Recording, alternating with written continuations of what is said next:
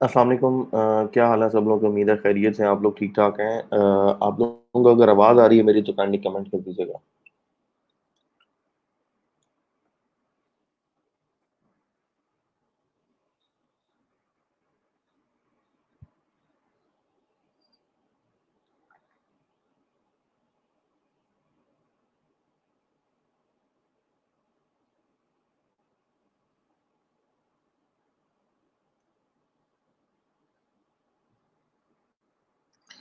वालेकुम अस्सलाम।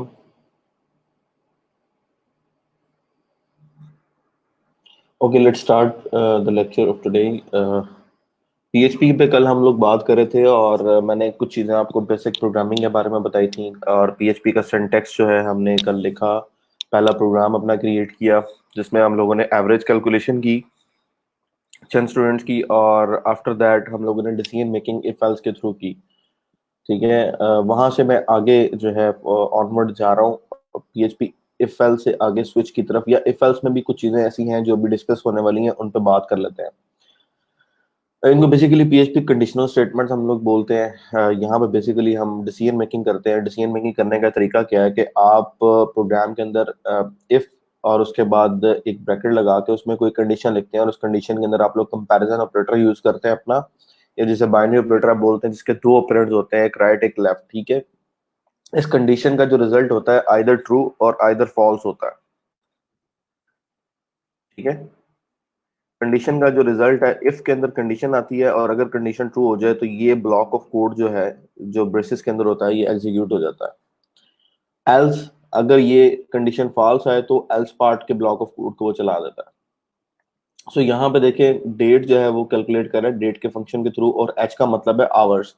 अगर आज की डेट में जो टाइम है that is around 20 hours, like अगर हम 24 आवर वाली जो डेट फॉर्मेट है उसको देखें तो अभी सुबह के हिसाब से, सुबह रात के जो आपके 12 बजे के बाद जो टाइम कैलकुलेट होता है उस हिसाब से देखें तो अभी 9 घंटे हुए हैं। ठीक है, सो डेट में अगर आप एच पास करेंगे तो आपको मिलेंगे 9 आवर्स। सो इफ 9, इसमें 9 होगा, 9 is less than 20, have a good day, यानी कि अभी सुबह का टाइम है। So let's try it.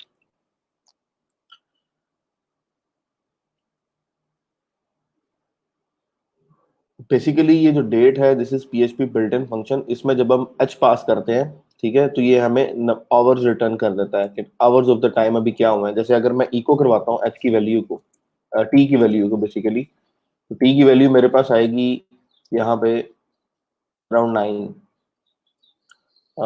System के हिसाब से, सिस्टम का जो अपना टाइम है, जो अपाची का सर्वर का टाइम सेट है उसके हिसाब से वैल्यू आ रही है 4। ठीक है, सो 4 हो या 9 हो, दैट इज लेस देन 20। सो यहाँ पे अगर आप कंडीशन देखें, if value of T is less than 20, so value of T is 0 4। if 0 4 is less than 20, so this condition is true. If this is true, then this block of code will be executed. So echo have a good day, तो echo का मतलब है screen पे print करा दो, तो have a good day हमें यहाँ पे स्क्रीन पे विजिबल मिल गया। अब होता क्या है, समटाइम आपको कंडीशनिंग करनी है। कंडीशनिंग में आपने कुछ ना कुछ, अच्छा दैट डजेंट मैटर, हम लोगों ने बेसिक चीजें कवर करनी है। हम W3 स्कूल को वैलिडेट नहीं करने लगे। ठीक है, हमने बेसिक प्रोग्रामिंग की चीजें करनी है, वो यहाँ पे ओके हैं। ठीक है, आप बेसिक्स कवर करें और आगे मूव ऑन करें कस्टमाइजेशन पार्ट की तरफ, ताकि फ्रीलांसिंग की तरफ आ सकें। इस तरह अगर हम नॉलेज चेक करने लगे या साइट्स को बेसिकली वैलिडेट करने लगे तो we can not move forward. खैर अभी आपका स्टार्ट, आपको आइडिया नहीं है, आहिस्ता आहिस्ता आपको चीज़ों का आइडिया हो जाएगा कि कितना फास्ट पेस पे चलना पड़ता है। चीज़ें फिर मैटर नहीं करती। जब आपको कुछ ना कुछ परफॉर्म करना है, ठीक है, और वो कंडीशन पे परफॉर्म होना है। जैसे कल हमने क्या किया था, अगर किसी स्टूडेंट के मार्क्स 70 से बिलो है तो प्रिंट करवा दो कि द स्टूडेंट इज फेल्ड, और अगर 70 से अबव है तो स्टूडेंट इज पास। सो इस केस में हमें डिक्लेरेशन लाजमी करवानी है, या तो वो फेल है या तो वो पास है। तो इसलिए हमें एल्स का पार्ट मिल गया। अगर जो मार्क्स है, मैं यहाँ पे लिख देता हूँ $ST marks 1 is equal to 30। ठीक है, और यहाँ पे मैं कंडीशन लगा देता हूँ ST marks 1 is less than 70। ये स्ट्रिंग है, मैं यहाँ पे इंट दे रहा हूँ, ठीक है, इंटीजर दे रहा हूँ। If st marks 1 is less than 70 then print here student is failed, ठीक है। फेल ना लिखें, फेल लिख लें, और यहाँ पे लिख लें student pass with marks above 69%, ठीक है। ये प्रिंट करवा लें। इस प्रोग्राम को रन करता हूँ, 30 is less than 70 so student is fail. But यहाँ पे अगर कंडीशन आ जाए कि अगर किसी के मार्क्स 70 से कम है तो वो पास है, और 60 से ऊपर है, 70 से कम है तो उसका बी ग्रेड है, ठीक है। अगर ग्रेडिंग आ जाए 70 से ऊपर है तो ए ग्रेड है, 70 और 60 के दरमियान है तो बी ग्रेड है, 60 और 50 के दरमियान है तो सी ग्रेड है। तो आपने ये भी बताना है कि ये फेल है, फेल नहीं है, पास है, तो इसका ग्रेड क्या है। सो यहाँ पे फिर मल्टीपल कंडीशंस आ गई, मतलब हमें डिसीजन मेकिंग करनी है, वैल्यू पे बार बार चेक लगाना है कि वो वैल्यू क्या है। 70 से कम है और 50 से बड़ी है तो 70 से कम है, 60 से बड़ी है तो बी ग्रेड है, और अगर 70 से बड़ी है तो ए ग्रेड है, और अगर 50 से बड़ी है, 60 से छोटी है तो सी ग्रेड है। सो यहाँ पे एल्स के साथ आप इफ लगा सकते हैं, इसी एल्स के साथ इफ लगा के आप अपनी नई कंडीशन दे सकते हैं। अदरवाइज एल्स के साथ मैं यहाँ पे कंडीशन नहीं दे सकता। तो मुझे इस टाइम तीन डिसीजन मेकिंग करनी है, एक ही नंबर या एक ही वेरिएबल के रिगार्डिंग मुझे तीन तरह से उसे चेक करना है। So what can I do, else if अगर स्टूडेंट के मार्क्स जो हैं 1 के आर लेस देन, यहाँ पे आप लेस देन लगा लें, उधर ग्रेटर देन लगा लें। अब यहाँ पे आप देखेंगे दो ऑपरेटर यूज हो रहे हैं। अगर ये लेस देन 70 है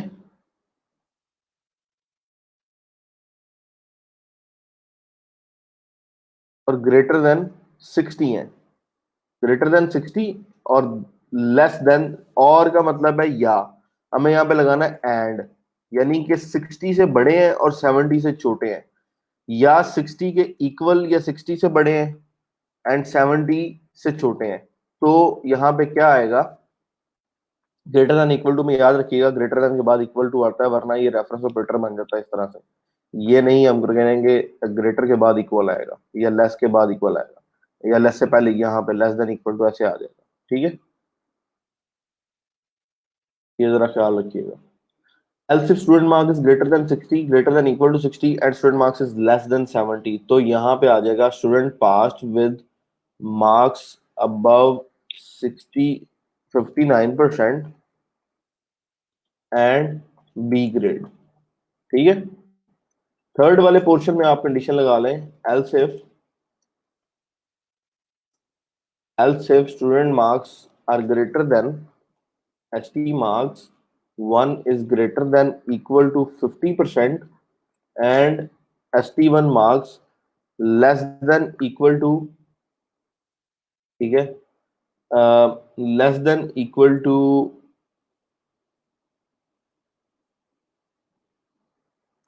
60, इक्वल नहीं आएगा, सिर्फ लेस देन आएगा। ग्रेटर देन इक्वल टू 50% यानी 50% या उससे ज्यादा है, और 60% से कम है, तो यहाँ पे आप कुछ प्रिंट करवा दो। क्या प्रिंट करवाना है, student pass with marks above 49% and grade क्या होगा उसका, एंड सी ग्रेड, ठीक है। जो पहली कंडीशन है जहां पे लेस देन 70 है, यहां पे भी एंड लगा दें,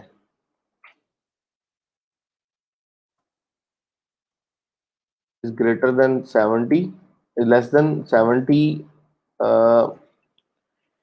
ये हमने कंडीशन लगाई है ग्रेटर देन इक्वल टू 60, 60 और 70 के दरमियान चेक करने के लिए। यहाँ पे हम कंडीशन लगाएंगे सिर्फ, या तो आप 100 से 70 लगा लें, उसकी जरूरत नहीं है। 70 से अबव का मतलब है कि 100 70 से ऊपर नंबर सिर्फ 100 ही हो सकते हैं।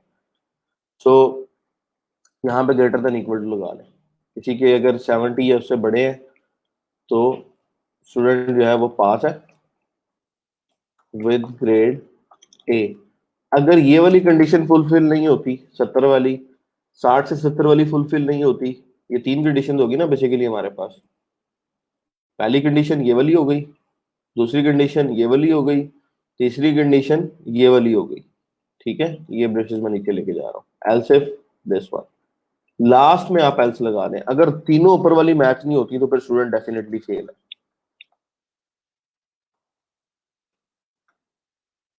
ठीक है। वो तो जो फेल है उसके मार्क्स हमेशा बिलो 50% होंगे,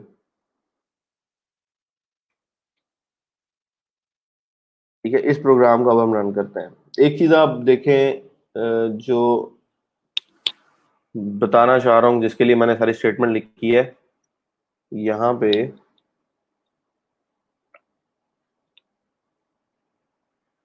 चलो अभी प्रैक्टिकली करते हैं तो you will get to know.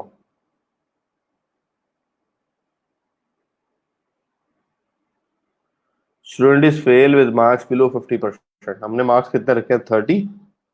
Student is fail with marks below 50%।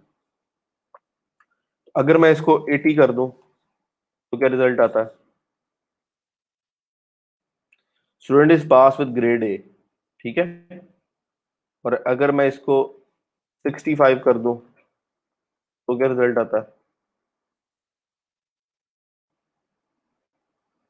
Student pass with marks above 59% and grade B, यानी 65 लाइज बिटवीन 60 एंड 70। सो ये वाला एलसीएफ की कंडीशन ट्रू हो गई और ये वाली सिचुएशन जो है ये वाली एग्जीक्यूट हो गई। जो ब्लॉक या कंडीशन ट्रू होगी सिर्फ उसका, जो कंडीशन ट्रू होगी सिर्फ उसका ब्लॉक जो है वो कोड रन होगा, बाकी जितने होंगे वो स्किप हो जाएंगे। ऐसा नहीं है कि ये भी चेक हो रहा है, ये अगर रन हो गया तो फिर ये भी चेक होगा, ये भी चेक होगा, नहीं। सिर्फ कंडीशन चेक होगी, जोन सी कंडीशन ट्रू हो गई उसका ब्लॉक चलेगा। उसके बाद कंट्रोल इसको इसको इसको स्किप करके इस एल्स इफ से टोटली बाहर आ जाएगा, इस लाइन पे आ जाएगा, बाकी सबको वो इग्नोर कर देगा, ठीक है, उनको रन ही नहीं करेगा। ये समझनी जरूरी है चीज। दूसरी चीज क्या समझनी जरूरी है, अ,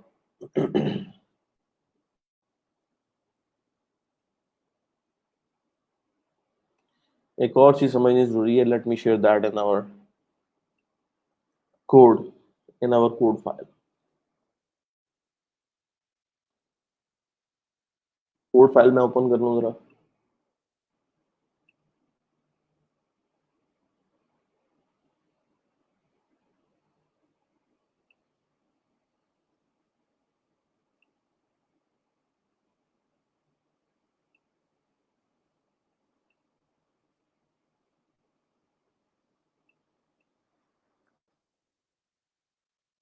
इसी कोड के नीचे मैं आज वाला कोड पेस्ट करने लगा हूँ, ठीक है। और इस फाइल को रन करते हैं। मेरा एम्प चल रहा है, तो मुझे इसको कैसे एक्सेस करना है, लोकल हो स्लैश php डैश प्रैक्टिस। आप लोगों की आसानी के लिए एक चीज मैं और कर देता हूँ,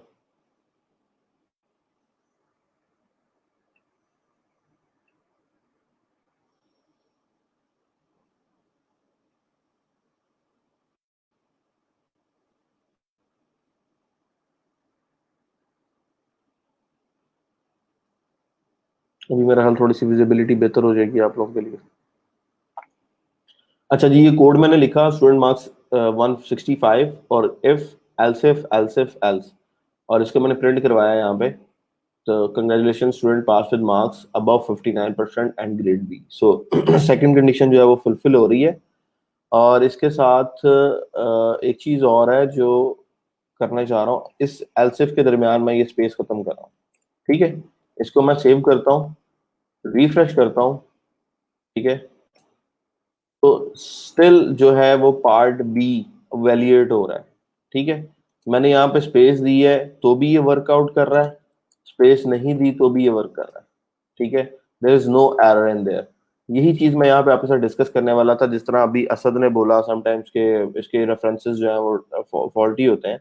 sometimes we do not perfectly know the things कि क्या वो दोनों एंड्स पे काम कर रही हैं, नहीं होते हैं समटाइम्स रेफरेंसेस फॉल्टी। लेकिन यहाँ पे मैंने देखा तो एल्सिफ में स्पेस नहीं है, जो कोड यहाँ पे लिखा हुआ है, the code which we have written here that has space in there. जो काम हमने किया है उसमें हमने स्पेस दी है एल्सिफ में, and it is executing perfectly, इसमें कोई एरर नहीं आ रहा। लेकिन ये चीज जब आप जावास्क्रिप्ट में जाएंगे वहां पे एल्सिफ के दरमियान स्पेस दें या ना दें तो एरर आ जाता है। ठीक है, जावास्क्रिप्ट का जो एल्सिफ है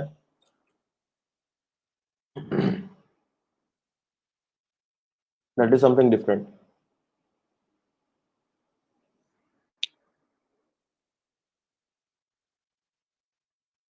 यहाँ पे स्पेस के अगर आप बगैर देंगे तो एरर थ्रो करेगा, पीएचपी में इसने एरर थ्रो नहीं किया। सो लैंग्वेज लैंग्वेज का डिफरेंस है, कंपाइलर का इंटरप्रेटर का डिफरेंस है, ये छोटे छोटे डिफरेंसेस आपको आएंगे, बट बेसिक्स अगर आप देखें जावास्क्रिप्ट में भी यही बेसिक है फेल्स की। तो बेसिक्स प्रोग्रामिंग लैंग्वेज में सेम होते हैं, सिर्फ सिंटैक्स का थोड़ा सा डिफरेंस होता है, वी विल डिस्कस दैट कि क्या फर्क है बिकॉज पीएचपी और मायास्कल के बाद हमें करना जावास्क्रिप्ट करनी है। So once we pass this step we will move to JavaScript. Next concept है जी स्विच का। यहाँ पे इफ एल्स का कोई इशू किसी को अभी तक है तो यू कैन आस्क मी और I move on to next concept और कंट्रोल।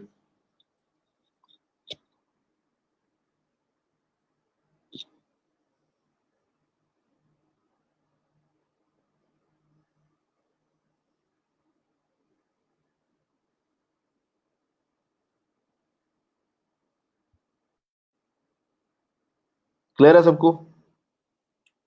चलें, स्विच स्टार्ट कर रहा हूँ। स्विच के अंदर भी आपकी यही कंडीशन होती है कि आप एक चीज या एक एक्सप्रेशन दे देते हैं, उसकी वैल्यू कैलकुलेट होती है और वो वैल्यू जिस केस के साथ मैच करे, केस 1 के साथ, 2 के साथ, 3 के साथ, 4 के साथ, तो वो ब्लॉक ऑफ कोड जो एग्जीक्यूट हो जाएगा। यहाँ पे सिर्फ इतना फर्क है कि दो कॉलम्स और ये ब्रेक के बाद सेमी कॉलन है, that represents a block of code.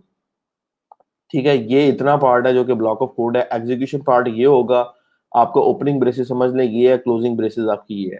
ठीक है, तो इस सेक्शन के अंदर जो कोड होगा वो एग्जीक्यूट होगा। तो switch is like again conditional like if else, उसकी एक बेहतर फॉर्मेट है आपके पास।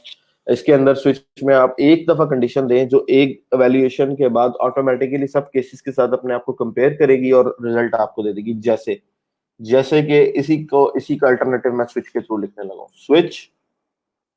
स्विच में मैं वैल्यू दे रहा हूँ S T marks one. S T marks one की वैल्यू को कंपेयर करना है किस वैल्यू के साथ, यहाँ पे वो वैल्यूज आप रख देंगे। ठीक है, लेट सपोज मैं यहाँ पे वैल्यू रख देता हूँ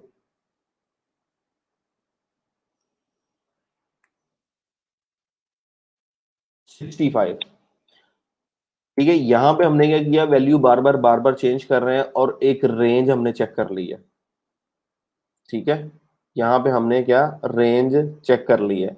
यहाँ पे हम रेंज नहीं चेक कर सकेंगे, यहाँ पे एग्जैक्ट केसेस मैच होने चाहिए, एग्जैक्ट वैल्यू मैच होनी चाहिए। We can not pass an expression here, यहाँ पे सिर्फ एक वैल्यू आएगी। अगर वैल्यू 60 है तो 60 वाला कोड चल जाएगा। 60 वाला कोड क्या होगा जी, ये 60 वाला कोड है। ठीक है, ये प्रिंट करवा दो, ब्रेक लगाओ, अगला केस यहाँ पे रखते हैं, next case, next case, next case. 60 है तो 60 चला दो, 70 है तो 70 चला दो, 80 है तो 80 चला दो, 90 है तो 90 चला दो। इसका मतलब है अगर आपको अपने वेरिएबल की एग्जैक्ट आउटपुट का पता है और वो एक्सपेक्टेड जो तीन चार आउटपुट्स हैं उनमें से कोई एक होगी, यानी रेंज नहीं होगी, वैल्यू मैच करेगी out of 4 expected values A B C और डी, इन चारों में से कोई एक वैल्यू है तो you can use a case. ठीक है, केस और स्विच। सो 60 हो तो ये चला दो, 70 हो तो ये चला दो, 80 हो तो ये चला दो, 90 तो ये चला दो। तो यहां में हम सिर्फ 59 की ग्रेडिंग हम कर रहे हैं खत्म, सॉरी, ग्रेडिंग हम यहां से कर रहे हैं खत्म। इसमें pass with above 59%, pass with above 69%, pass with above 79% and pass with above 89%। ठीक है, और अगर इनमें से कोई वैल्यू मैच नहीं करती तो क्या होना चाहिए, डिफॉल्ट के अंदर आप लिखते हैं student is failed, student could not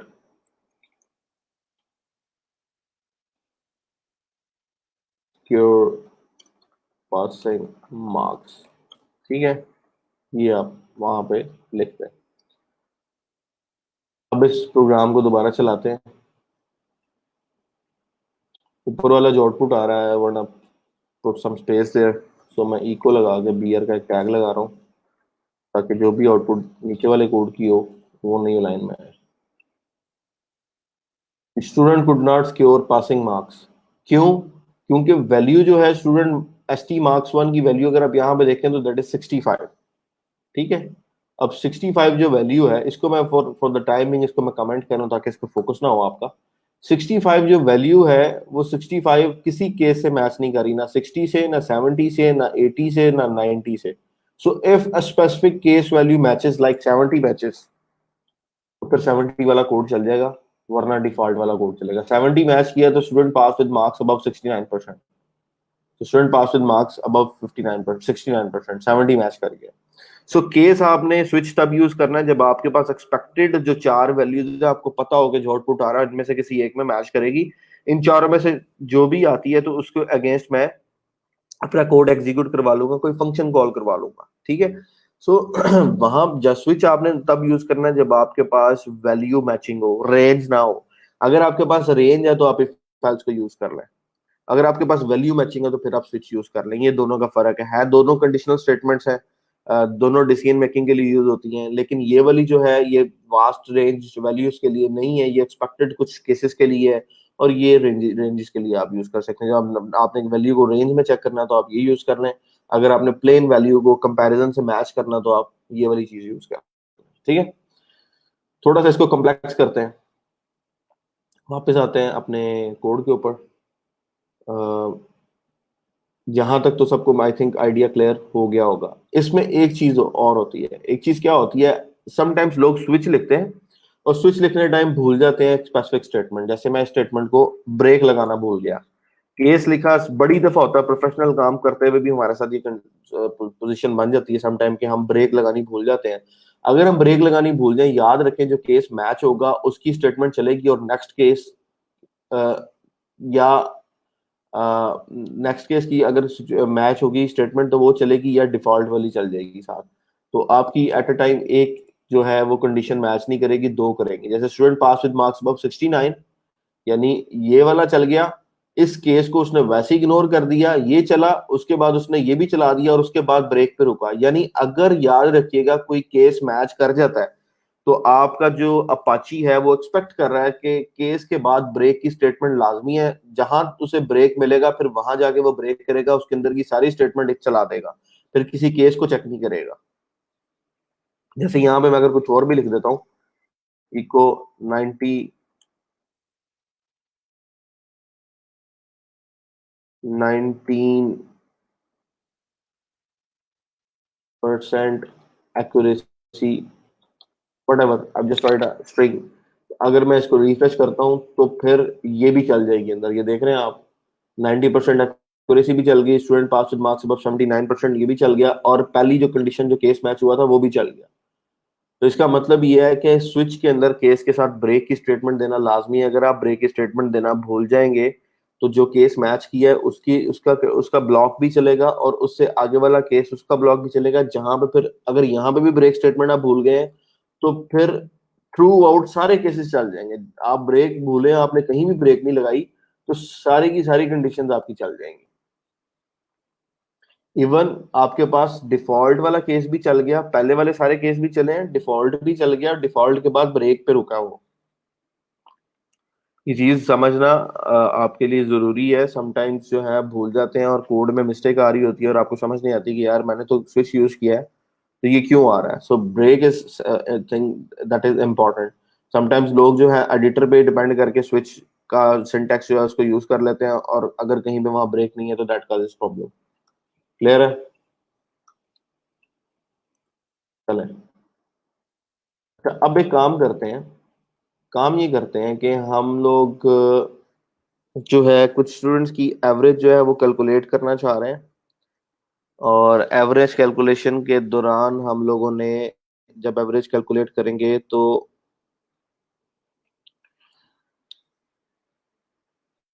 average की ग्रेडिंग करनी है हमने। ठीक है, पहले एवरेज कैलकुलेट करनी है फिर उसकी ग्रेडिंग करनी है। सो स्टूडेंट हमारे किस तरह के हैं जिनकी हमें एवरेज कैलकुलेट करनी है? कुछ स्टूडेंट हैं $ST1 के मार्क्स हैं लेट्स सपोज 60, $ST2 के मार्क्स हैं जी 70, $ST3 के मार्क्स हैं जी 90।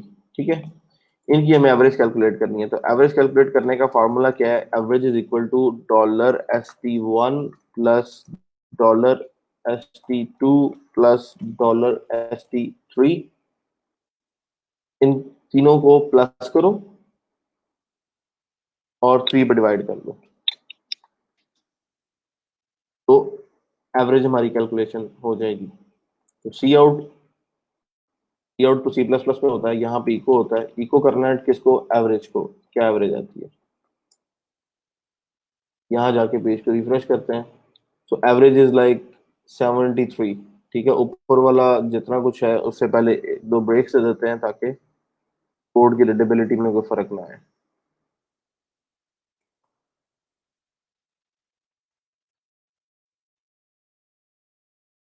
%73 इज एवरेज। अब 73% की हमारे पास एवरेज आई है, बट अब ये ख्याल करें कि अगर एट सम पॉइंट कोड लिखते हुए किसी और जगह पे मुझे एवरेज जो है वो कैलकुलेट करनी पड़ जाए, तो व्हाट विल आई डू? मैं फिर से क्या करूंगा? अगर मेरे पास लेट्स सपोज अब मैंने 3 स्टूडेंट की एवरेज निकालनी थी, निकाल ली। अब मेरे पास 3 नए स्टूडेंट आ गए हैं किसी और क्लास के, तो यहाँ पे 4, 5 और 6 में कर देता हूँ। तो इनकी एवरेज कैलकुलेट करनी है, तो क्या करूंगा? फिर से लिखूंगा एवरेज, क्योंकि वो अलग सब्जेक्ट की एवरेज थी, ये अलग सब्जेक्ट की एवरेज है। एवरेज इज इक्वल टू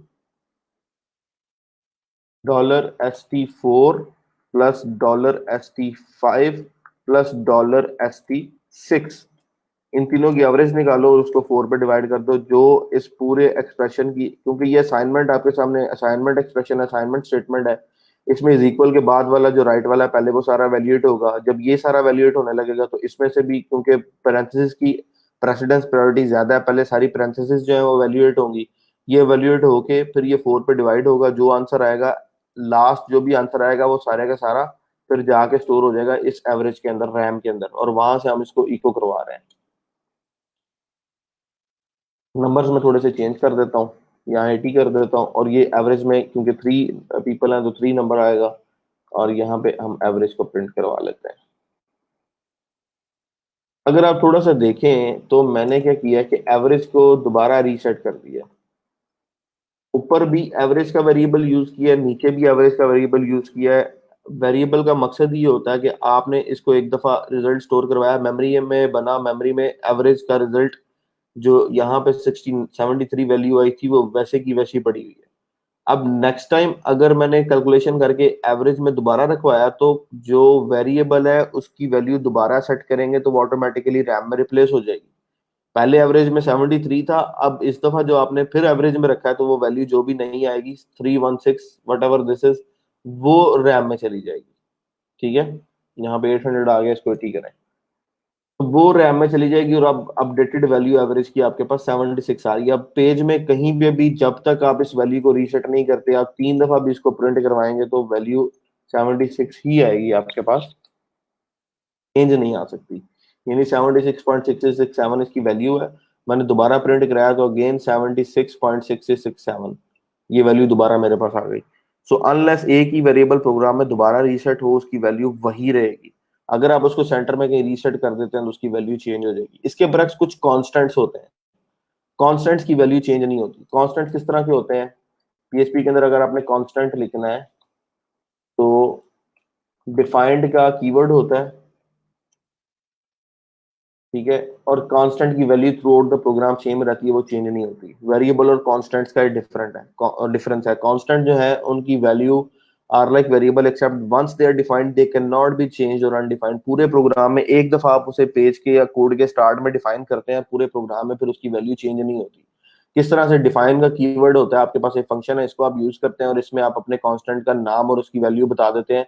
उसके बाद आप उसे पूरे प्रोग्राम में कहीं पे भी एक्सेस करें, लेकिन उसकी वैल्यू को रीसेट नहीं कर सकते। ऐसा नहीं कर सकते ग्रीटिंग का जो कांस्टेंट है उसकी वैल्यू दोबारा आप रीसेट कर दें, नहीं हो सकती, एरर थ्रो करेगा आपका सिस्टम।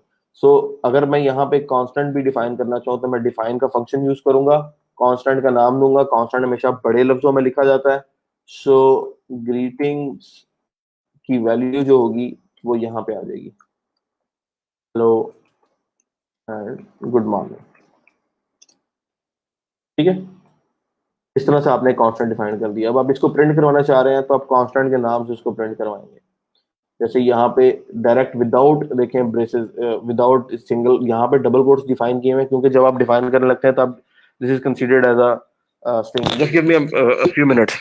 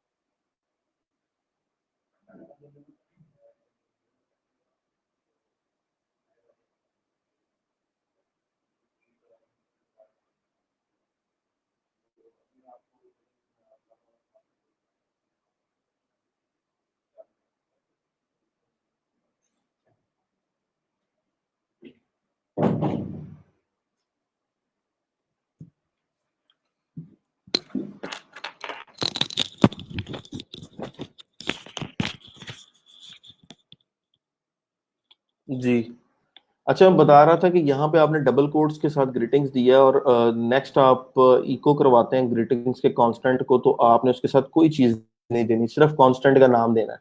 तो यहाँ पे सिर्फ ग्रीटिंग, ये जो कैपिटल में लिखा हुआ है, सिर्फ आपने ये देना है, सेमीकोलन डालेंगे और आपका जो ग्रीटिंग है वो बेसिकली उसमें जो भी वैल्यू होगी वो प्रिंट हो जाएगी। ठीक है, हेलो गुड मॉर्निंग प्रिंट हो गया। मिर्जा सरमद कह रहे हैं सर इको और एवरेज वाली लाइन 2 बार लिखनी है। 2 बार नहीं, मैंने 2 बार आपको सिर्फ समझाने के लिए लिखी है कि जब तक देखिए, पहली दफा आपने एवरेज की वैल्यू को सेट किया, खुद से आपने उसकी वैल्यू के अंदर 3 वैल्यू को जमा करके 3 पे डिवाइड करके जो वैल्यू आई उसको एवरेज में रखवा दिया। अब आपने इसको प्रिंट करवा दिया, उसके बाद मैंने एक ब्रेक दे दी, उसके बाद मैंने इसकी वैल्यू को दोबारा सेट किया। बताना मैं ये चाह रहा हूं, अगर मैं ये वाला काम ना करता तो 3 दफा ही मैं प्रोग्राम में जहां जहां भी मैं एवरेज को प्रिंट करवाता, वैल्यू हमेशा वही रहनी थी जो एक दफा सेट हो गई।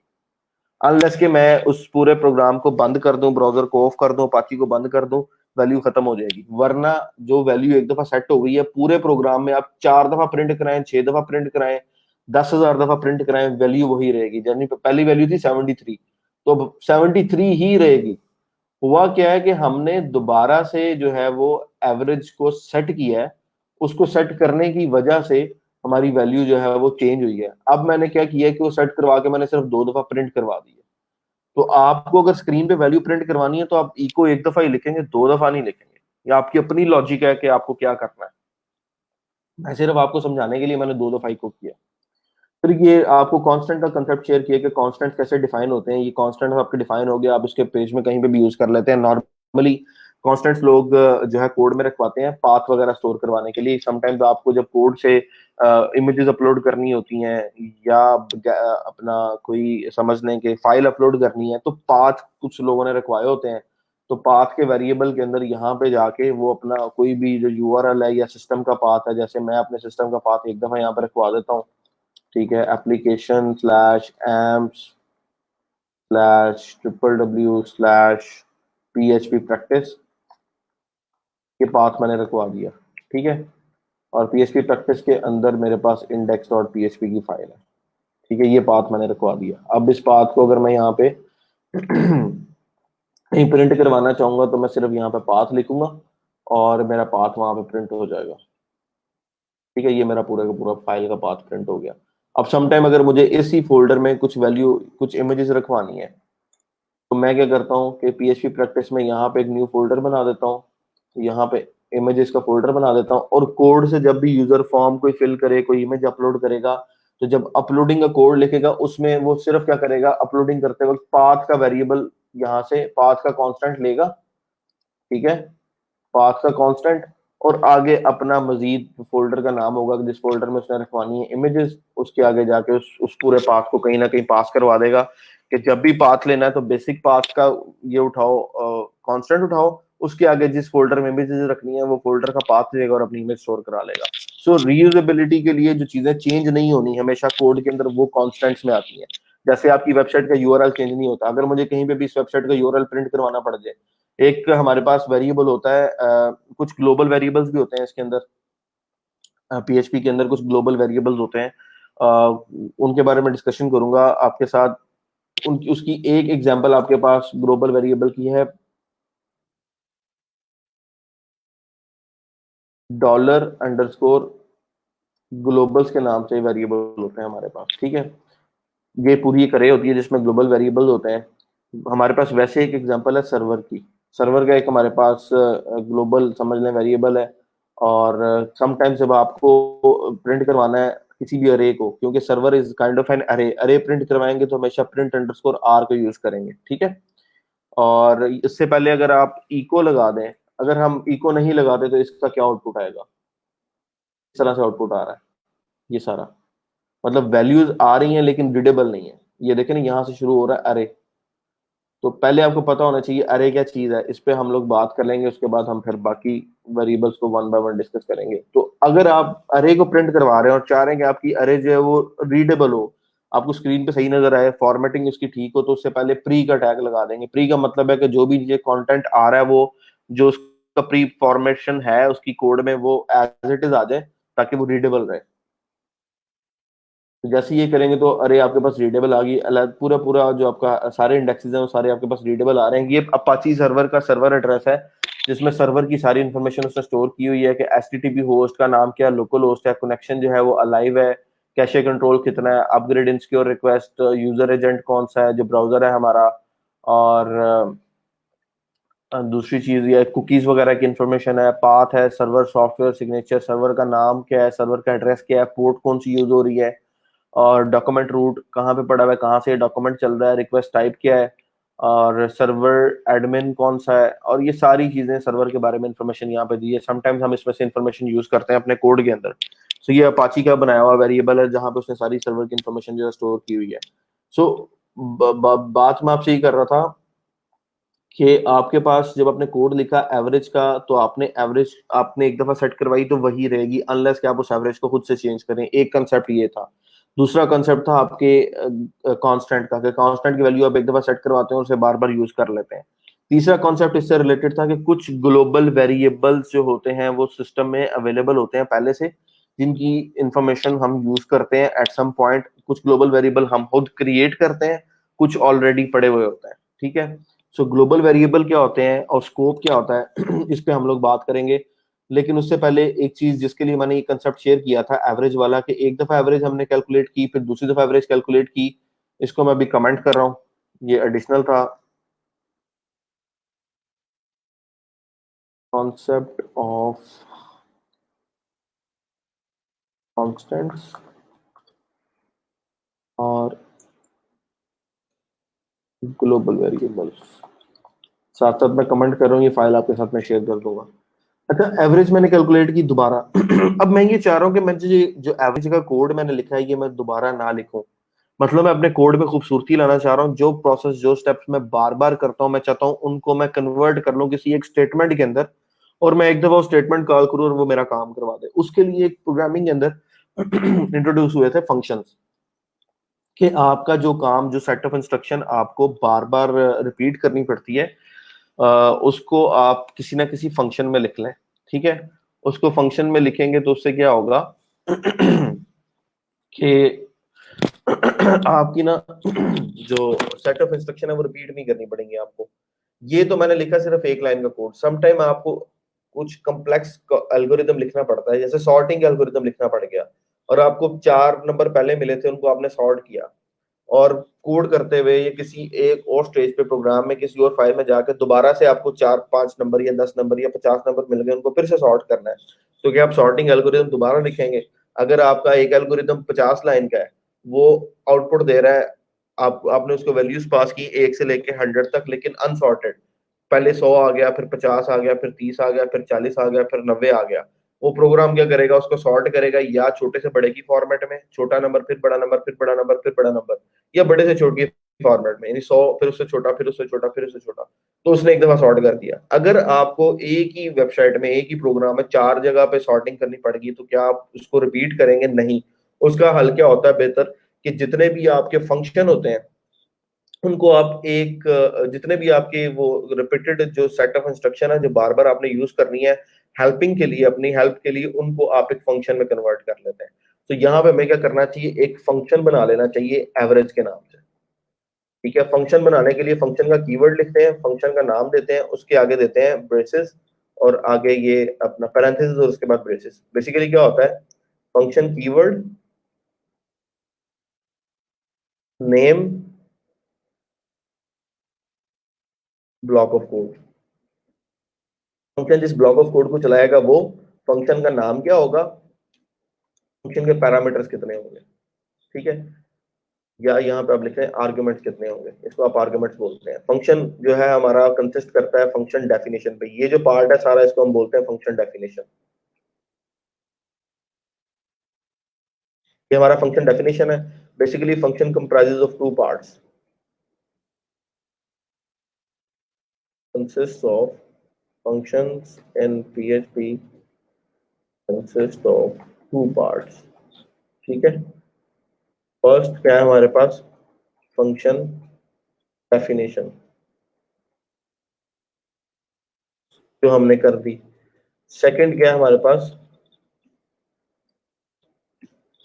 Function call. फंक्शन कॉल किस तरह से करेंगे, इस नेम के फंक्शन को कॉल करेंगे और आगे दो इस तरह से अपनी पैरेंथेसिस लगाएंगे और सेमीकोलन लगा देंगे, फंक्शन कॉल होगी। ठीक है, ये एक बेसिकली फंक्शन है। ठीक है, सो एक फंक्शन लिखने के लिए आपको फंक्शन की डेफिनेशन देनी है और जहां पे उस फंक्शन को यूज करना है वहां फंक्शन कॉल कर देनी है। This is simple. और अगर यहाँ पे पैरेंथेसिस में आप कुछ पास करेंगे तो जो आप यहाँ पास कर रहे हैं वो आपके पास यहाँ पे भी आएगा। यहाँ जो पास करते हैं उसे पैरामीटर बोलते हैं, और उन पैरामीटर्स की जो कॉपी या एग्जैक्ट वैल्यू यहाँ पे आती है उसे फंक्शन डेफिनेशन में उसे आर्ग्यूमेंट्स बोलते हैं। ठीक है, सो मैं एक फंक्शन लिखने लगा हूँ, ये तो था सिर्फ एक डेमो आपके लिए। मैं एक फंक्शन लिखने लगा हूँ, फंक्शन का नाम है जी एवरेज। ठीक है, ये डेफिनेशन मैंने कर दी और नीचे मैं इसको फंक्शन कॉल करने लगा हूँ। तो हमेशा फंक्शन के नाम से फंक्शन कॉल होगी, यानी जो यहाँ पे वर्ड लिखा है वही यहाँ पे लिख के आप फंक्शन कॉल करेंगे। फंक्शन कॉल का मतलब है उस फंक्शन को आप कॉल कर रहे हैं कि भाई मैं तुमसे ये स्पेसिफिक काम कराना चाह रहा हूँ, ये मेरा काम करा दो। जैसे मैं कहता हूँ प्रिंट माई नेम का फंक्शन बना दो। याद रखिएगा फंक्शन का नेम के अंदर अंडरस्कोर आ सकता है। ठीक है, फंक्शन के नेम के अंदर डैश नहीं आ सकता, फंक्शन के नेम के अंदर स्पेस नहीं आ सकती।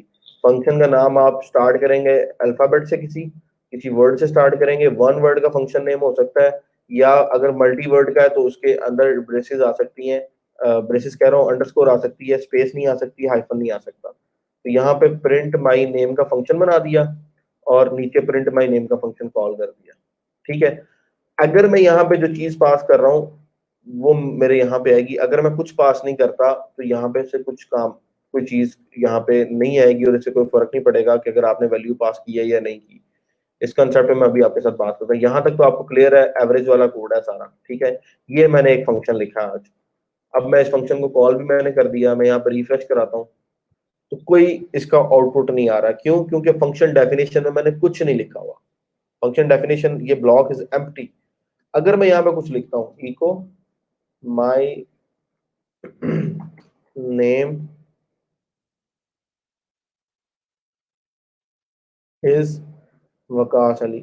ठीक है, ये मैंने लगा दिया फंक्शन के अंदर, इको की कमांड लगा दी। इको का मतलब क्या होता है कि भाई ये वाली वैल्यू, ये जो आगे वैल्यू आ रही है, स्ट्रिंग आ रही है। अगर तो वेरिएबल होता तो वेरिएबल का नाम दे देता, मैं डॉलर एवरेज जिस तरह देता हूँ। क्योंकि अब वेरिएबल नहीं है, मैंने स्ट्रिंग लिखनी है, मैं यही स्ट्रिंग प्रिंट करवाना चाह रहा हूँ, तो मैंने डबल कोट्स में स्ट्रिंग दे दी है कि भाई ये प्रिंट करवा दो, जो डबल कोट्स में आ रहा है वो प्रिंट करवा दो, तो उसको स्क्रीन पे वो प्रिंट करवा देगा। नीचे मैंने उसकी फंक्शन कॉल कर दी, प्रिंट माई नेम, अंदर echo my name is Waqas Ali लिख दिया। अब इस पेज को मैं रिफ्रेश करता हूँ तो my name is Waqas Ali print हो गया। क्यों? क्योंकि नीचे मैंने फंक्शन कॉल करवाई हुई थी। अगर मैंने फंक्शन डिफाइन किया हुआ है और फंक्शन कॉल मैं नहीं करवाता, ये लाइन में कमेंट कर देता हूँ, तो फंक्शन वहां पर रहेगा, फंक्शन बना हुआ है, लेकिन फंक्शन कॉल नहीं होगी, फंक्शन की आउटपुट कैलकुलेट नहीं होगी, वो स्क्रीन पे नहीं आएगी। ठीक है, अगर मैंने सिर्फ ये वहां पे यूज करना है जहां पे मुझे चाहिए, मैं चाहता हूँ ये फंक्शन मैंने नीचे लिखा हुआ है लेकिन इसको मैं ऊपर यूज कर लूँ, मैं पेज के स्टार्ट में आता हूँ और यहाँ पे प्रिंट फंक्शन कॉल कर देता हूँ, प्रिंट माई नेम। जैसे ही पेज शुरू हो तो मेरा नाम प्रिंट करवा दो, माई नेम इज वकास अली यहाँ पे आ गया। ठीक है, तो आपने फंक्शन कहीं पे भी लिखा हो, शर्त यह है कि जहां पे आप उसे कॉल करवा रहे हैं उस फाइल में फंक्शन की डेफिनेशन होनी चाहिए। अगर उस फाइल में फंक्शन की, इस फंक्शन की डेफिनेशन अगर मैं यहाँ पे गो टू डेफिनेशन करूँ तो ये यहाँ पे आ रही है, ठीक है, ये फंक्शन यहाँ पे डिफाइन हुआ हुआ है। अब मैं चाहता हूँ कि फंक्शन मैं करूँ लिखूं, लेकिन उसके अंदर मैं जिस बंदे का नाम पास करूँ उस बंदे का नाम प्रिंट हो, मेरा नाम ना प्रिंट हो। तो मैं यहाँ पे बंदे का नाम स्ट्रिंग से पास कर सकता हूँ। मैं यहाँ पे लिख देता हूँ अली, ठीक है, मैं चाहता हूँ कि प्रिंट हो माई नेम इज अली। फंक्शन की डेफिनेशन में जाता हूँ। अब याद रखें कि मैंने यहाँ पे पैरामीटर पास किया, दिस इज अ पैरामीटर, और यहाँ पे मुझे आर्गुमेंट रखना है उसके हिसाब से। तो पैरामीटर पासिंग दो तरह से होती है, pass by value, pass by reference. This is like pass by value, most of the time you will be working with pass by value. Pass by reference क्या है ये मैं फिर आपके साथ किसी टाइम डिस्कस करूंगा। तो पास बाय वैल्यू के अंदर यहाँ पे मुझे उस फंक्शन की वैल्यू मिल रही होगी। याद रखिएगा ऊपर जो भी वैल्यू आप पास करेंगे नीचे उसकी कॉपी किसी भी टेम्परेरी वेरिएबल में आ जाएगी। यहाँ पे आप स्ट्रिंग नहीं दे सकते, यहाँ पे हमेशा किसी वेरिएबल का नाम आएगा, और आप कोई भी नाम लिख सकते हैं जो पहले कहीं पूरे पेज में ना हो, ऑटोमेटिकली उसमें ऊपर वाले फंक्शन की वैल्यू आ जाएगी। जैसे मैं यहाँ पे लिख देता हूँ डॉलर नेम, जो भी मैं यहाँ से पास करूंगा उसकी वैल्यू मेमोरी के अंदर डॉलर नेम के नाम से वेरिएबल बनेगा, एक सेल बनेगा, उसमें स्टोर हो जाएगी। और अब इस पूरे फंक्शन की डेफिनेशन के अंदर ये डॉलर नेम का वेरिएबल मुझे एक्सेसिबल है। इस फंक्शन डेफिनेशन से बाहर मुझे कहीं पे भी डॉलर नेम की कोई वैल्यू नहीं मिलेगी, सिर्फ इसके अंदर मिलेगी। तो मैं क्या करता हूँ कि इसके अंदर कंकैटिनेशन करवा देता हूँ। एक कंसेप्ट है कंकैटिनेशन का। कंकैटिनेशन का मतलब यह है कि आप एक स्ट्रिंग लिखते हैं और एक स्ट्रिंग के साथ आप दूसरी स्ट्रिंग जोड़ना चाह रहे हैं। जैसे मैं चाहता हूं कि माई नेम इज, उसके साथ डॉट लगाता हूं और डबल कोट से फिर एक स्ट्रिंग दे देता हूं। दो अल्फाबेटिक वर्ड्स को, सेंटेंसेस को आप आपस में जोड़ रहे हैं, तो उसको जोड़ने के लिए जो जिसका इसको कॉन्सेप्ट को कहते हैं कंकैटिनेशन। ठीक है, कंकैटिनेशन का ऑपरेटर है डॉट। डॉट से आप दो सेंटेंसेस को आपस में जोड़ सकते हैं। तो my name is Waqas Ali मैं यहाँ पे करता हूँ, इसका आउटपुट भी वही होगा जो पहले वाले स्ट्रिंग का आउटपुट आ रहा था। रिफ्रेश करता हूँ तो my name is Waqas Ali, ठीक है। लेकिन इस वेरिएबल को जो हमने पास किया इसका क्या फायदा? पर हम तो चाहते हैं फंक्शन क्या करे, फंक्शन सिर्फ अपना काम करे, फंक्शन सिर्फ नेम प्रिंट करवाए। कौन सा नेम प्रिंट करवाए? जो हम उसे दें। क्योंकि फंक्शन हम इसलिए लिखते हैं ताकि हमें सेट ऑफ इंस्ट्रक्शन जो हमने रिपीटेडली कहीं बार बार लिखनी थी कोड में, उसको हम एक फंक्शन में लिखें और हमेशा उस फंक्शन को कॉल कर लें। तो हो सकता है मुझे अपने प्रोग्राम के अंदर 70 लोगों के नाम प्रिंट करने पड़े। 70 लोगों के नाम प्रिंट करने के लिए हर जगह मुझे इको माई नेम इज लिखना पड़ेगा। उससे बेहतर यह है कि मैं फंक्शन कॉल 70 प्लेसेस पे फंक्शन कॉल करूं और उसमें इस बंदे का नाम पास कर दूं, ऑटोमेटिकली उसका रिजल्ट आ जाएगा माई नेम इज। और दूसरा, इस फंक्शन को यूज करने का बेनिफिट क्या है अभी मैं आपके साथ वो भी डिस्कस करता हूँ। तो मेरे पास ये एक कंसेप्ट आ गया कंकैटिनेशन का, ठीक है। We use dollar dot sign for concatenation, ठीक है। कंकैटिनेशन का कॉन्सेप्ट आ गया। दूसरी चीज ये है, मैं चाह रहा हूं कि नेम प्रिंट हो, उसके साथ ना नीचे ये वाली लाइन भी आ जाए, माई नेम इन वेरिएबल इज। अब कंकैटिनेशन आप जरूरी नहीं है कि दो स्ट्रिंग की ही कर सकते हैं कि आप दो स्ट्रिंग की कंकैटिनेशन करेंगे। आप वेरिएबल और स्ट्रिंग की कंकैटिनेशन भी कर सकते हैं। यहाँ पर डॉलर नेम दे दें और सेमी कॉलन लगा दें। समझ आ रही है? यानी यहाँ पे आपने डॉट लगा के दो स्ट्रिंग्स को जोड़ा था, जो डबल कोट्स में आ रही थी वो स्ट्रिंग्स थी आपकी, ठीक है। यहाँ पे आपने जोड़ा किसको? एक स्ट्रिंग को और एक वेरिएबल को, ठीक है। तो जो वेरिएबल में वैल्यू ऊपर से पास हो रही है कोड में, ऊपर अली पास हो रहा है, तो नीचे क्या होगा जब कंकैटिनेशन होगी तो यहाँ पे आ जाएगा माई नेम इन वेरिएबल इज, आगे डॉलर नेम का मतलब है अली। तो अब आप इसको प्रिंट करवा लें। तो my name is Waqas Ali, पहली लाइन आ गई एज इट इज जो लिखी हुई थी, दूसरी आ गई माई name in variable is Ali. इस और अली के दरमियान अगर आप देखें स्पेस नहीं है, तो स्पेस देने के लिए आप यहाँ पे एक स्पेस दे दें बस। सेव करें, रिफ्रेश करें, यहाँ पे आ जाएगा माई नेम इज अली। और स्टूडेंट वन के जो मार्क्स हैं यहाँ पे कहीं आ रहे हैं, मैं यहाँ पे एक प्रिंट स्टेटमेंट देने लगा हूँ। तो मैं चाहता हूँ कि जब भी ये फंक्शन अपनी वैल्यू लिखे उसमें एक ब्रेक दे दे पहली लाइन के बाद, और दूसरी लाइन के बाद फिर एक ब्रेक दे दे। बाकी जो आउटपुट्स हों वो ऊपर नीचे हो जाएंगे। तो यहाँ पे आपने ब्रेक दे ली। तो my name is Waqas Ali, my name in variable is Ali. So अब आप ये देखें, आपने ऊपर उस फंक्शन की कॉल की, अब आप नीचे भी कहीं पे भी पेज में 10 दफा उस फंक्शन को कॉल करें और उसको वैल्यू पास करेंगे तो वो नए बंदे का नाम प्रिंट कर देगा। माई name in variable is Shami. ये वाली लाइन में कमेंट कर रहा हूँ, ये कंफ्यूज करेगी, ठीक है। शामी का नाम प्रिंट करवाना है। जितनी मर्जी दफा फंक्शन कॉल करें, अमजद का नाम प्रिंट करवाना है, अली का नाम प्रिंट करवाना है, या अकबर का नाम प्रिंट करवाना है, अहमद का नाम प्रिंट करवाना है, और जुहेब लेट्स सपोज प्रिंट करवाना है, ठीक है। तो आपने सिर्फ फंक्शन कॉल करनी है और नाम पास कर देना, बाकी सारा काम फंक्शन का। My name in variable is Amjad, my name in variable is Akbar, my name in variable is Ahmad, my name in variable is Juhaib. So consider that के आपके प्रोग्राम के अंदर 50-60 एंटिटीज हैं, और अगर आप नादरा का सिस्टम बना रहे हैं तो आपके पास 18 करोड़ अवाम का डाटा है। तो 18 करोड़ अवाम के डाटा का नाम अगर आपने कहीं पर प्रिंट करवाना हो तो आपको 18 करोड़ दफा लिखना पड़े, इको माय नेम इज आगे उस बंदे का नाम देना पड़े। तो उससे बेस्ट क्या है कि आपने एक फंक्शन बनाया और जहां जहां यूज करना है वहां पर सिर्फ यूजर का नेम पास कर दिया। आप समझ लें कि at some point in future NADRA वालों ने क्या किया कि शनाख्ती कार्ड के ऊपर फर्स्ट नेम और लास्ट नेम अलग आता था।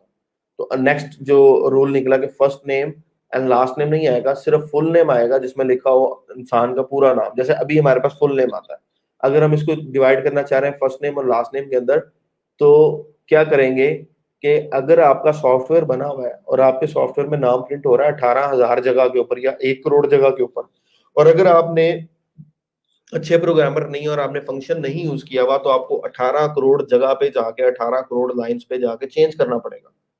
That is the biggest mistake in coding. So you should write a function that you have to change anything you just change at one place and it creates an impact of 18 crore times। ठीक है कि आपने एक जगह पे change करना है और 18 करोड़ जगह पे ऑटोमेटिकली चेंज हो गया। This is the beauty of function.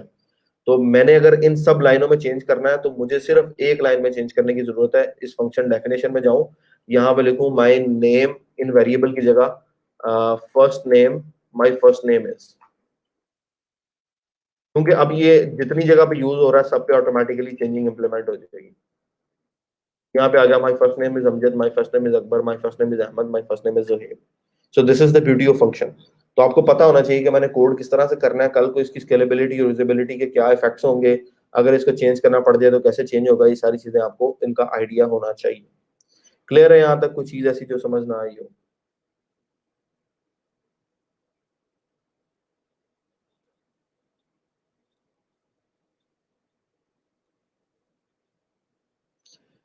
हाँ जी, आगे चलना चाहिए इससे, मुझे बता दें अगला, इससे अगली चीज, अगला कॉन्सेप्ट डिस्कस करना चाहिए आज के, नहीं करना चाहिए प्रोग्रामिंग का?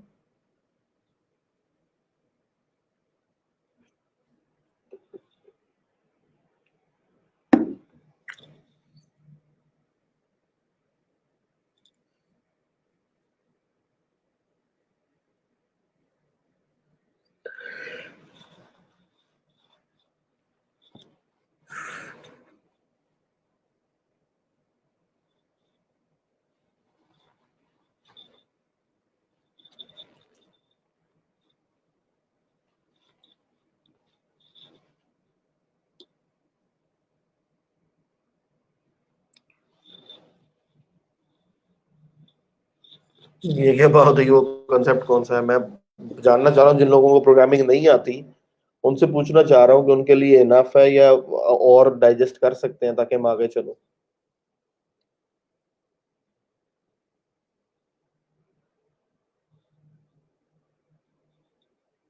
जिनको आती है मेरे इस क्वेश्चन को बेशक इग्नोर करते हैं, जिनको नहीं आती, जो फर्स्ट टाइम कर रहे हैं, मैं उनके लिए डिस्कस कर रहा हूँ। Are they good with the progress? उनको समझ आ रही है? आज के लिए इतना काफी है। ये चीज मैं जानना चाह रहा था कि क्या होती है सिचुएशन। फंक्शन के हवाले से एक चीज और आपके साथ डिस्कस कर देता हूँ, फिर दैट इज एनफ। आप, मैं जैसे बात कर रहा था कि फर्स्ट नेम और लास्ट नेम, तो आप यहाँ पे दो वेरिएबल भी पास कर सकते हैं, जितने पास करना चाहें कर सकते हैं। फर्स्ट नेम पास करें और लास्ट नेम पास करें, ठीक है। जो भी आप दो वैल्यूज पास करेंगे, पहली वैल्यू आप जो पास करेंगे वो फर्स्ट नेम को साइन हो जाएगी, दूसरी वैल्यू जो आप पास करेंगे वो लास्ट नेम को साइन हो जाएगी। तो शामी, अ, शामी, शामी के आगे क्या वर्ड होना चाहिए? शामी चीमा कर देते हैं, ठीक है। तो यहाँ पे आप my first name is dot लगा के single double quotes and last name is, आगे फिर डॉट लगाएं और लास्ट नेम दे दें। यहाँ पे नेम की जगह फर्स्ट नेम दे दें, यहाँ पे डॉट के बाद आप लास्ट नेम दे दें, ठीक है। तो इस फंक्शन को आप प्रिंट करवाएंगे और यहाँ पे आप याद रखिएगा वैल्यू आपने पास करनी है, वैल्यू आपने पास करनी है। आप वैल्यू जो है, अगर एम्प्टी पास करेंगे तो एम्प्टी चली जाएगी, और अगर आप वैल्यू पास करें, जो भी आप पास करेंगे वो उस वेरिएबल की जगह कोड में रिप्लेस हो जाएगा। पहले मैं चीमा पास कर दी और बाकी मैं एम्प्टी स्ट्रिंग स्पेस पास कर रहा हूँ सिर्फ। तो आप रिजल्ट देखेंगे तो my first name is Amjad, last name is space आ रही है। ऊपर भी मैं एक ब्रेक दे दूं ताकि रीडेबिलिटी जरा बेहतर हो जाए। My first name is Shami and last name is शीमा। My first name is Amjad, last name is space. My first name is Akbar, last name is space. क्योंकि जो वैल्यू मैं पास कर रहा हूँ फंक्शन के ब्लॉक के अंदर, सर लास्ट नेम में जो वैल्यू पास कर रहा हूँ वो लास्ट नेम से चेंज हो जाएगी, फर्स्ट नेम में जो वैल्यू पास कर रहा हूँ फर्स्ट नेम में चेंज हो जाएगी। जब आप वैल्यू पास कर रहे हैं तो पहली वैल्यू हमेशा फर्स्ट नेम के जाके अंदर कॉपी हो जाएगी रैम में, दूसरी वैल्यू जो है वो लास्ट नेम में कॉपी हो जाएगी। सर प्रोग्राम में यूजर्स इनपुट लेंगे, yes we can do that, और हम उस पर आएंगे आगे जब हम फॉर्म्स पे बात करेंगे तब हम यूजर्स इनपुट लेंगे और उसको करवा देंगे। क्योंकि आपकी सी प्लस प्लस की लाइब्रेरी के अंदर समटाइम्स आप टर्मिनल के थ्रू वैल्यूज दे देते थे, सीन के थ्रू। यहाँ पे आपको वैल्यूज देने के लिए फॉर्म या फाइल देनी पड़ती है, या फाइल से वैल्यू पिक करके प्रोग्राम को वैल्यू देते हैं, या आप फॉर्म से वैल्यू जो है वो पास करके प्रोग्राम को वैल्यू देते हैं। So we will come to that point जहाँ पे हम फॉर्म प्रोसेसिंग और उससे बात करेंगे। मेजाज साहब, वर्चुअल फंक्शन जो है वो हर बंदे को उसकी समझ नहीं आएगी, it would be quite tough. अगर आप इंटरेस्टेड हैं इन इस तरह की चीजों में तो गूगल इज द प्लेस, वहां पे जाएं, एक दफा सर्च करें, आपको सारे कंसेप्ट वहां पे मिलेंगे। वर्चुअल फंक्शन बेसिकली जो होते हैं आपके पास, अगर आपने किसी ने पहले पढ़े हो फ्रेंड फंक्शंस और वर्चुअल फंक्शंस, एक्चुअली जो है ये बाय नेम एग्जिस्ट कर रहे होते हैं, फंक्शनैलिटी इनकी आप ओवरराइड करके यूज करते हैं। ठीक है, तो मेरे पास जो ऑडियंस है वो इस तरह की नहीं है कि उनको मैं इतना डीप लेके जाऊं, क्योंकि हम बीएस की डिग्री नहीं कर रहे हैं, हम सिर्फ वो पार्ट कर रहे हैं कि जहाँ पे हमने निकल के सिर्फ काम करना है। ठीक है, तो प्रोफेशनल लाइन के अंदर इस तरह की इतनी डीप चीजें यूज नहीं होती। बड़ी बहुत बिग कंपनीज होती हैं जिनकी प्रोडक्ट को करोड़ों लोगों ने यूज करना होता है, जैसे गूगल मैप्स को करोड़ों लोग यूज करते हैं या फेसबुक को करोड़ों लोग यूज करते हैं, वो फिर इतना डीप जाते हैं।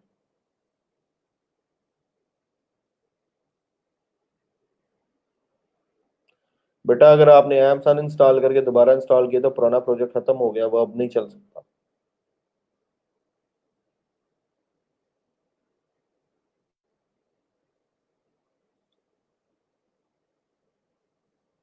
मैं सर आपके साथ कोई लिंक शेयर कर देता हूँ वर्चुअल फंक्शंस के लिए। I don't want to confuse all my audience. आज आप सिर्फ पूछ रहे हैं, कल मैंने शेयर किया, कल 5 या 7 लोग बैठे होंगे मेरे सामने, तो that would be a bad situation for me.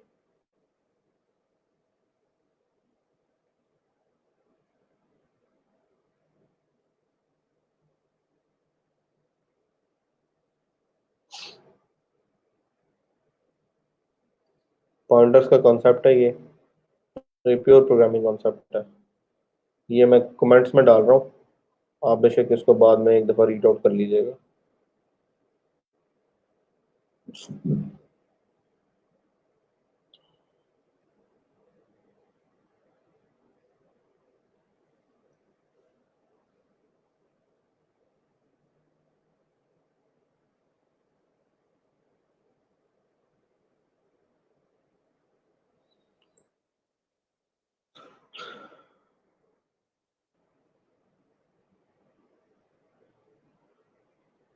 हदल आप नहीं ऑन कर सकते, वो खत्म हो गया प्रोजेक्ट। अगर आपने ऐप्स को अनइंस्टॉल कर दिया, आपको पहले सारी वेबसाइट अपनी स्टोर करनी पड़ती है। मतलब काफी सारी चीजें हैं। मैं जब मुझे आपके क्वेश्चन आते हैं तो मुझे आइडिया होता है कि आपको ये भी नहीं पता, ये भी नहीं पता, ये भी नहीं पता। मेरे लिए तो ये सारी चीजें रूटीन की हैं, पिछले 4-5 साल से मैं सारे काम कर रहा हूँ, तो मेरे लिए तो समझ लें कि जैसे पता है कि सुबह नाश्ता करना है या रात को खाना खाना है, तो जिस तरह से वो रूटीन है, इस तरह से काम करते हुए चीजों की रूटीन है, पता है कि यार ये करेंगे तो ये इसका आउटपुट होगा। सो आपको थोड़ा सा टाइम लगेगा, अगर इस तरह की छोटी छोटी आप गलतियां कर रहे हैं तो आप ऑटोमेटिकली गलती करके सीख जाएंगे कि यार ये करना और ये नहीं करना। हमारे साथ भी ये सारी स्टेजेस हुई हैं। हमने अपना कितना कितना हार्ड का डाटा जो है वो कभी ये जो वर्चुअल हम लोग डेस्कटॉप करते होते थे, इसके थ्रू, ये जो सॉफ्टवेयर है आपका वर्चुअल मशीन का, उसके थ्रू कराते थे। कई दफा हार्ड को अपनी हम लोग उठा बैठते थे, सारी हार्ड हमारी रिमूव हो जाती थी। एम्प्स का एसक्यूएल बार बार स्टॉप हो रहा है, जैम्प करके चेक कर लें, there can be any reason, कोई भी आपका कोई पोर्ट ब्लॉक हो सकती है। ठीक है, आपका एम्प्स नहीं चल रहा, आप जैम्प कर लें, जैम्प में काम कर लें, वैम्प करके वैम्प में काम कर लें, विंडोज में वैम्प बड़ा अच्छा चलता है, WAMP, आप वैम्प कर लें।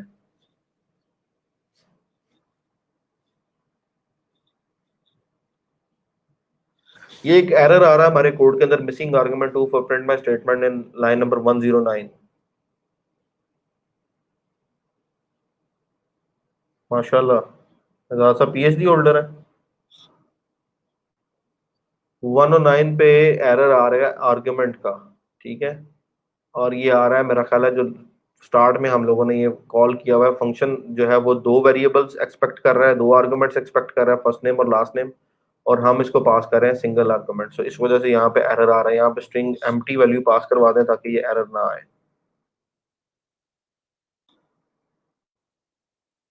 राफसी वेबसाइट का डेमो दे दें वर्डप्रेस से, क्या मतलब, आई डोंट अंडरस्टैंड, इसका क्या मतलब है? उम्मे अबीहा अगर पेज डिनाइड आ रहा है, इसका मतलब यह है कि आपकी प्रोफाइल अभी तक अप्रूव नहीं हुई, आपका अकाउंट बना है लेकिन प्रोफाइल अप्रूव नहीं हुई, अपनी प्रोफाइल को आप अप्रूव करवाएं, तब भी आप अप्लाई कर सकते हैं। अच्छा, जुगतबाजी हो रही है, चलें थोड़ी सी हो जाती है, बहुत ज्यादा नहीं करनी, डेकोरम नहीं हमें अपना खराब करना। मुझे ये बताएं, PHP के हवाले से आप लोग कॉन्फिडेंट हैं, आप कोडिंग कर सकते हैं, नहीं कर सकते? जो नॉन टेक्निकल लोग थे उनको कोई इशू तो नहीं है यहाँ तक जो हमने काम किया है? क्योंकि मैं नहीं चाह रहा कि मैं जो है वो स्पीड में करवाता जाऊं और आप उसको कैच ना कर सकें। मेरे लिए तो ये सारी चीजें it's like a piece of cake, आप लोगों के लिए टफ है, आई कैन अंडरस्टैंड दैट। तो जो इनका नॉन IT बैकग्राउंड है, जो वाकई मतलब इसको करना चाह रहे हैं, I am just asking them कि उनके लिए अभी तक जो हमने किया उनको समझ आ गई है? Did they tried code eight there and? अपनी मशीन में आप लोगों ने लोकल होस्ट में कोई PHP प्रैक्टिस का प्रोजेक्ट बनाया हो, उसमें प्रोग्राम थोड़ा सा आपने लिख के कोई आउटपुट देखी हो, कुछ आपने किया है कि नहीं किया?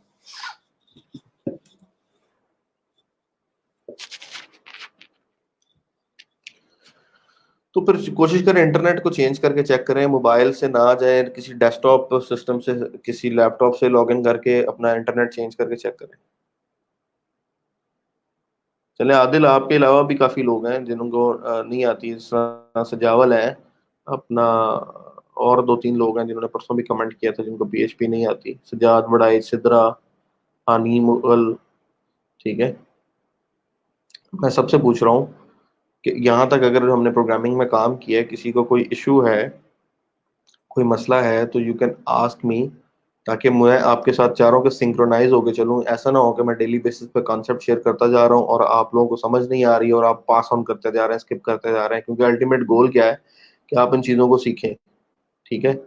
अल्टीमेट गोल ये है, अल्टीमेट गोल ये नहीं है कि फटाफट कोर्स को कंप्लीट कर दिया जाए और आप लोगों का बने कुछ ना। एक एग्जांपल आपके साथ छोटी सी मैं शेयर करना चाह रहा हूँ, हौसला बंदी के लिए।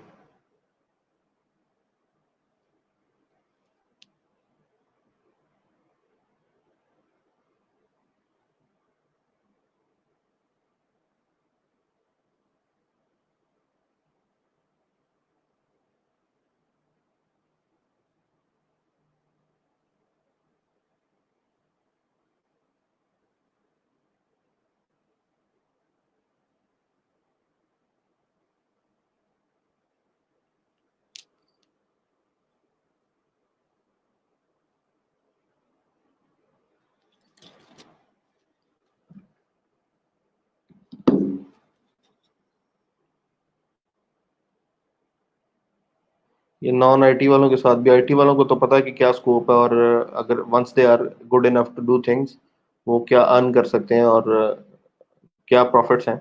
नॉन IT बैकग्राउंड वाले जो हैं, I will let you know Adil, I let you know all of this. मैं इसके ऊपर भी मेरा लेक्चर होना है, सब कुछ होना है, बट बेसिक मेरी ये जो प्रॉब्लम थी वो ये थी कि मैं कुछ ऐसी टर्म्स यूज करता था, प्रोग्रामिंग की चीजें बोलता था जो लोगों को नहीं समझ आती थी। So that's why I move towards basic. एक दफा बेसिक क्लियर हो जाएगी, जो आप चीजें पूछ रहे हैं एक वेबसाइट को दूसरी जगह कैसे ओपन करना है, I will come to all of this, पूरा पूरा लेक्चर होगा इन चीजों के ऊपर, डोंट वरी।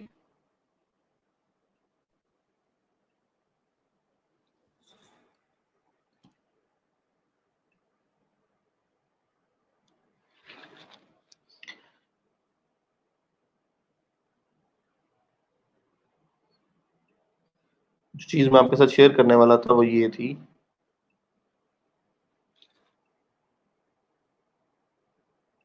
ये भी कल का मैं आपके साथ शेयर कर रहा हूँ, मेरे व्हाट्सएप का। अभी स्क्रीनशॉट लिया मैंने 10:25 AM के ऊपर, ठीक है। And this is my yesterday's WhatsApp. ये वो बची है जिसने पूरे बैच में प्रोग्रामिंग करके सिर्फ $5 कमाए थे, ठीक है। Right now she has active orders of $995, ठीक है। अभी कौन सा मंथ है? जून है। जून के कितने दिन हुए हैं? 10 दिन हुए हैं, ठीक है। और इसके साथ साथ इसका एक और होता है एवरेज सेलिंग प्राइस। अगर मैं वो आपके साथ शेयर करूं तो ये देखिएगा, एवरेज सेलिंग प्राइस ऑफ $96, यानी एक ऑर्डर जो वो कर रही है इस टाइम, अगर उसने जितने ऑर्डर्स किए हैं उसको टोटल नंबर ऑफ ऑर्डर्स पे डिवाइड करें तो जो एवरेज प्राइस वो चार्ज कर रही है that is $96। $96 is like 15,000 Pakistani rupees, यानी कोई भी जो एक काम वो कर रही है, एक ऑर्डर कर रही है, 15,000 का कर रही है मिनिमम। और इस टाइम उसके एक्टिव कितने? $995, यानी तकरीबन 1.5 लाख रुपए अकाउंट के अंदर, 1.5 लाख के ऑर्डर्स पड़े हुए हैं फाइवर में। And this girl, this was very confused about her future जब वो आई थी, और काफी जगह पे बहस हुई, और शी शोड हर कंसर्न के साथ मुझे आइडिया नहीं है, मैंने कभी लाइफ में मतलब कभी फेलियर देखा नहीं है, और मैं शुरू से थ्रू आउट पोजिशन होल्डर रही हूँ, और मुझे यहाँ पे जब मैं आती हूँ, मैं अपवर्क पे अप्लाई करती हूँ, मुझे रिस्पॉन्स नहीं आता, मैं फाइवर पे गिग बना के बैठी हूँ, मुझे क्लाइंट नहीं मिल रहा, मुझे ऑर्डर नहीं मिल रहा, आई एम फीलिंग रिजेक्टेड। तो मुझे रिजेक्शन फील हो रही है, मेरे साथ लाइफ में कभी ऐसा नहीं हुआ। Even she started weeping in the class, सबके सामने उसने रोना शुरू कर दिया। एंड देन उसे मोटिवेट किया कि बेटा ये होता है, rejection is part of life. जब आप रिजेक्ट होते हैं then you get to know कि आपकी वीकनेस क्या है, और आप अपनी वीकनेस को इंप्रूव करते हैं, and then you try again. So rejection is part of life. अगर आप रिजेक्ट नहीं होते, आप फेल नहीं होते, ठीक है, तो फेल का मतलब है फेल इन फर्स्ट, जो आपकी फर्स्ट अटेम्प्ट आप उसमें फेल होते हैं। तो आप फेल नहीं होते तब तक आपको एक्सेल करने का, पास होने का गुर नहीं आता। एक दफा आप वो गुर सीख जाएं, एक दफा आप उस प्रोसेस में से गुजर जाएं, तो सारी जिंदगी के लिए आपकी जो है वो लर्निंग हो गई। ये मैं आपके साथ शेयर कर रहा हूँ जून का। अब अगर आपके साथ थोड़ा सा प्रीवियस में शेयर करूं तो you would be happy to see this one also.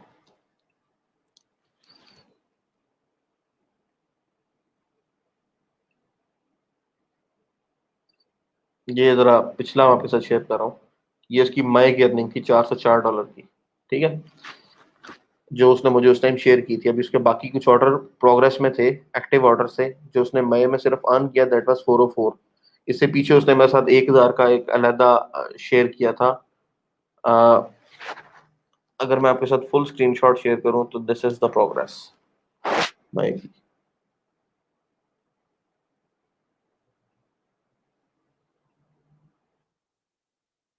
Earning in May 404 plus two active orders of $600, ठीक है। तो इन सब का स्टार्ट $5 से था। Right now they are earning about $1,000 per month, और $1,000 पर मंथ इज लाइक, एक डॉलर जो है इस टाइम ₹165 का है। तो अगर आप $1,000 भी कमाते हैं तो दैट गोज अराउंड ₹2.25 लाख महीने का। आप घर बैठे इस स्टेज में ग्रेजुएशन करके 6 महीने 8 महीने में आप इस स्टेज पे आ जाएं, तो मेरा ख्याल है कि बहुत बड़ी बात है। मतलब अगर आप जॉब करने जाएं तो आप 6 साल बाद इस स्टेज पे आते हैं कि आप इतने पैसे कमाने लगे। 6 साल बाद सॉफ्टवेयर हाउसेस में 6 साल काम करें तो आपकी सैलरी जो है वो 1.5 2 लाख तक जाती है। वरना आपकी सैलरी 3 साल के बाद आप 70 80 की फिगर को टच करते हैं, 5 साल बाद आप 1.5 लाख को टच करते हैं, 6 साल बाद आप 2 लाख को टच करते हैं। सो वो सारे काम इस प्रैक्टिस में से गुजार के अल्हम्दुलिल्लाह उन्होंने, मतलब वो बच्चे जो है वो कर गए हैं। और ये $5 वाले थे जिनके ड्यूरिंग बैच $5 हुआ करते थे। सिर्फ कंसिस्टेंसी है, consistency is the key to success, सिर्फ इतनी बात है। कंसिस्टेंट है तो ये सारा कुछ हो रहा है, कंसिस्टेंट नहीं है तो फिर आप समझ लेंगे, आपको उम्मीद ही नहीं है, अगर आपका गुमान ही अच्छा नहीं है तो फिर मुश्किल हो जाएगी।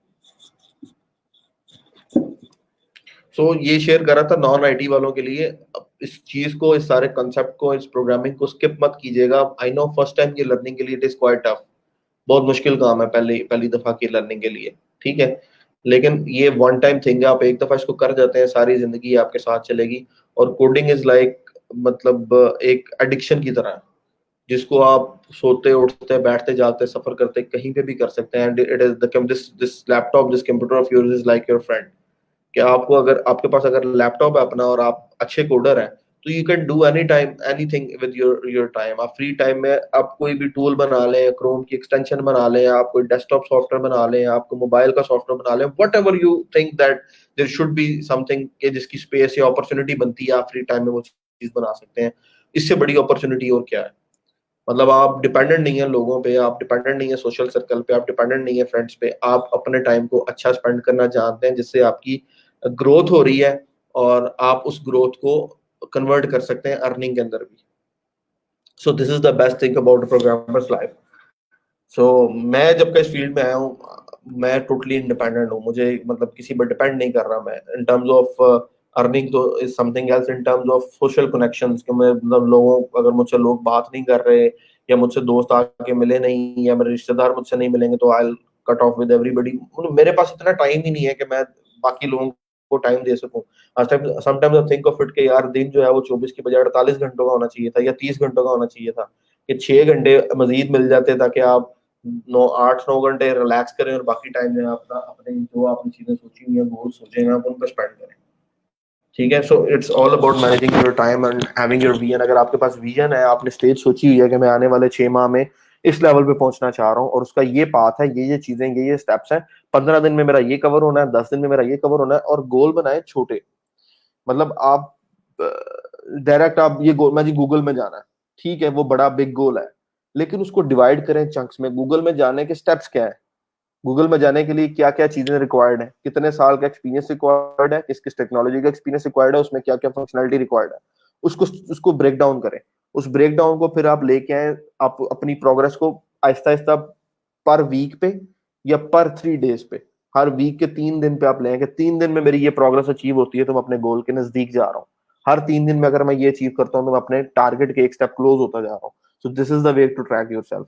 अगर आप अपने आप को इस तरह चलाएंगे तो you will definitely reach to some point by the end of the year, क्योंकि एक साल में सिर्फ 365 दिन है। हम अगर काम करते करते सिस्टम छोड़ते हैं तो 3 4 दिन वैसे ही गुजार देते हैं यार, थके हुए हैं या पिछले वीक में बड़ा काम किया, चलो यार 2 3 4 दिन रेस्ट कर लेते हैं। ये फ्रीलांसर्स को थोड़ा सा इशू होता है, तो 3 4 दिन जो आपने रेस्ट किए वो आपके वेस्ट हो गए। ठीक है। सो 365 डेज के अंदर अपनी प्रोग्रेस को कैसे ट्रैक कर सकते हैं और अपने आप को कैसे इंप्रूव कर सकते हैं, ये चैलेंज है। क्योंकि साल सुनने में देखने में बड़ा लंबा लगता है, लेकिन जब आप काम करना शुरू करेंगे, प्रैक्टिकल लाइफ में आएंगे, जब आपके ऊपर डिपेंडेंसीज होंगी दूसरे लोगों की, you will get to know कि आपको अपने लिए टाइम ही नहीं मिल रहा। 365 डेज इज नथिंग, कुछ भी नहीं है, ऐसे जैसे पलक झपकने में साल खत्म हो जाता है जब आप इन्वॉल्व होते हैं। जैसे मैं चीजों में इन्वॉल्व हूँ पिछले 3 4 साल का, आई डोंट नो कि मैंने कहा किस तरह स्पेंड किए हैं। आई नो कि मुझे ये चीजें अचीव करनी, तो उसके लिए मैंने डे एंड नाइट एफर्ट करके वो चीजें अचीव की हैं। लेकिन वो टाइम कहाँ स्पेंड हुआ, कैसे गया, मुझे नहीं पता। मुझे ऐसे ही लगता है अभी कोई बात होती है कि शायद ये कल की बात थी, ये कल का काम था, ये कल की चीज थी। छोटे बच्चों को देखते हैं जो बड़े हो गए, ऐसा लगता है जैसे अभी 2 दिन पहले तो ये इतने छोटे थे, ये इतने बड़े कैसे हो गए। आपका फोकस अपने ऊपर है, आपका फोकस अपने फ्यूचर और गोल की तरफ है। आप बाकी चीजों से बिल्कुल समझ लें कि अनफोकस्ड है, आपको नहीं परवाह कि बाहर क्या हो रहा है, दाएं क्या हो रहा है, बाएं क्या हो रहा है, रिश्तेदारों की तरफ क्या हो रहा है, दोस्तों की तरफ क्या हो रहा है। आप अपने ऊपर फोकस है कि यार मैं अपने स्टेप के, अपने टारगेट के किस तरह क्लोजर जा रहा हूँ, आने वाले 2 साल में मैंने इस जगह पे कैसे खड़े होना है। This is important. इसको इम्प्लीमेंट करेंगे, चीजों से भागेंगे नहीं, तो आप अचीव कर जाएंगे। लेकिन अगर आप चीजों से भागना शुरू कर दें, चैलेंज को देख के घबरा जाएं, छोड़ देंगे, तो you can not achieve anything. लेकिन अगर आप चैलेंज को एक्सेप्ट कर लेंगे कि हाँ यार ये चैलेंज मुझे आया है, इंसान को ही आता है, मुझे आया है, मैंने इसको कवर करना है, मेरे लिए है, ये चैलेंज मेरे लिए ही है, मैंने ही इसको ओवरकम करना है, तो देख लें दुनिया में किसी महाज पे आप मार नहीं खाएंगे। हाँ, कुदरत के अगेंस्ट चीजों पे आप खा सकते हैं, आप कहें जी मैं बारिश रोक के दिखाऊंगा, नहीं रोक सकते। ठीक है। आप खुद नेचर के हवाले से जो चीजें हैं उन नेचर के साथ आप चैलेंज नहीं कर सकते। बाकी सारी चीजें जो इंसान कर सकता है वो आप भी कर सकते हैं, मैं भी कर सकता हूँ, सब कर सकते हैं विद एफर्ट।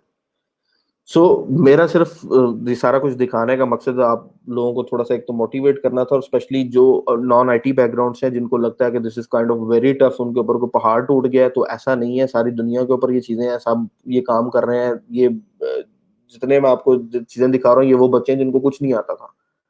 मतलब जिन्होंने पूरे 3 महीने काम करके सिर्फ एक $5 कमाए थे, ये वो बच्चे हैं जो आज महीने का 1.5 2 2 लाख रुपए कमा रहे हैं। और बहुत पुरानी बात नहीं है, 6 माह पुरानी बात होगी इनकी ग्रेजुएशन सेरेमनी को, 6 माह में वो स्टेज के ऊपर है। और मुझे पता है काफी सारे चैलेंजेस हैं, बड़े सारे लोगों को फाइवर पे ये मैसेज आया, वो क्लाइंट ने ये कह दिया, ये सारा कुछ हमारे साथ भी होता है, आज भी होता है, अभी भी होता है। शाम को किसी का मैसेज आएगा, $2000 का काम होगा, वो कहेगा भाई ये देखो काम $20 में कर दो। इस तरह की लोग अवेलेबल है मार्केट में, करते हैं। बट आपको देखना है, चलना है, ये नहीं कि इस तरह की चीजों को, ये छोटी छोटी ऑब्स्टेकल होती हैं आपके रास्ते में, छोटी छोटी ये रुकावटें हैं जो आपको डीमोटिवेट करने की कोशिश करती हैं। अगर आप इनका असर ले गए तो आप छोड़ जाएंगे।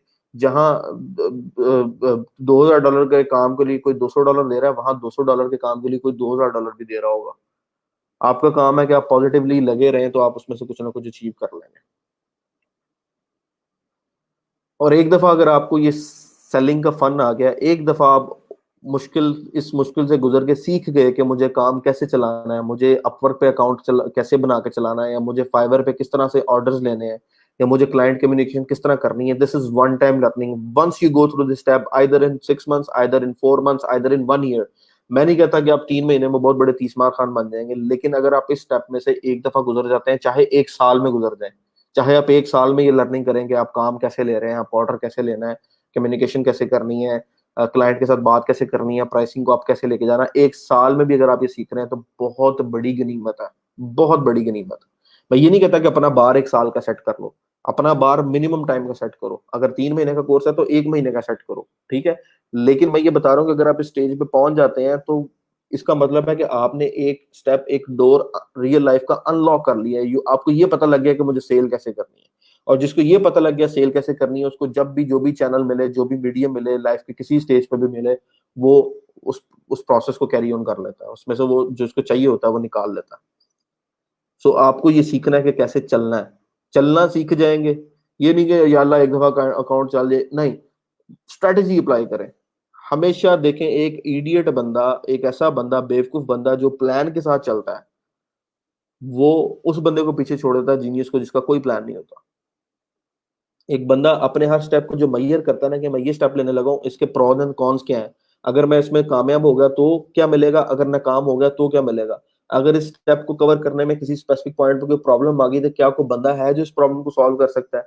क्या ये चीज खराब हो गई तो किसी बंदे को कह सकता हूँ कि यार इसको ठीक कर दो। जो बंदा प्लानिंग के साथ चलता है ना, थोड़ा सा प्लान कर लेता है अपने आउटपुट्स को, अपने टाइम को, वो उससे बेहतर होता है जो अनप्लान चलता है, कहता है यार अच्छा देखेंगे, यार देखी जाएगी, यार लगे मेरा देख लेंगे क्या निकलता है। That is wrong. जो ये काम कर रहा है वो गलत कर रहा है। जो साथ साथ मेजरिंग कर रहा है, अपने प्रोग्रेस की मेजरिंग कर रहा है कि हाँ यार आज ये बेहतर हुआ, आज ये बेहतर हुआ है, अच्छा कल ये करना है, उसमें मुझे क्या क्या चाहिए, that goes through that way. तो इस तरह से थोड़ा सा चलें, लाइफ को अनप्लान ना लेके चलें। अनप्लान लेके चलेंगे तो मेरे वाली उम्र तक पहुंच जाएंगे, जहाँ पे समटाइम्स आप कंफ्यूज हो रहे होते हैं कि मैं यहाँ पे आया क्यों। Just I am kidding with you all. बस थोड़ा सा प्लानिंग के साथ चलेंगे, इंशाल्लाह चीजें बेहतर हो जाएंगी। और नॉन आईटी वालों के लिए मैंने स्पेशली सारा आपके साथ डिस्कस करा था कि आप लोगों को जो इश्यूज आ रहे हैं फर्स्ट टाइम प्रोग्रामिंग करते हुए, एक दफा सारा कुछ छोड़ के सिर्फ ये W3 स्कूल्स को कंसल्ट कर लें, इन चीजों को पढ़ें। एक दफा पढ़े नहीं समझ आएगी, 2 दफा पढ़े नहीं समझ आएगी, 3 दफा पढ़ेंगे नहीं समझ आएगी, जब तक समझ नहीं आती इसको पढ़ते जाएं। Once you get it, then this will be part of your life for all till your death. मुझे याद है, मैं I was in software house, और मेरा पहला काम जो मेरे बॉस ने मुझे दिया वो था पेपाल की पेमेंट इंटीग्रेशन का। उस टाइम मैं एक CMS पे काम करता था जिसका नाम है ध्रुपल। ध्रुपल CMS था। और ध्रुपल काफी पॉपुलर CMS है, एंटरप्राइज एप्लीकेशंस में यूज होता है। और काफी बड़ी बड़ी जो कंपनीज हैं उनकी साइट्स ध्रुपल में चल रही हैं, ठीक है।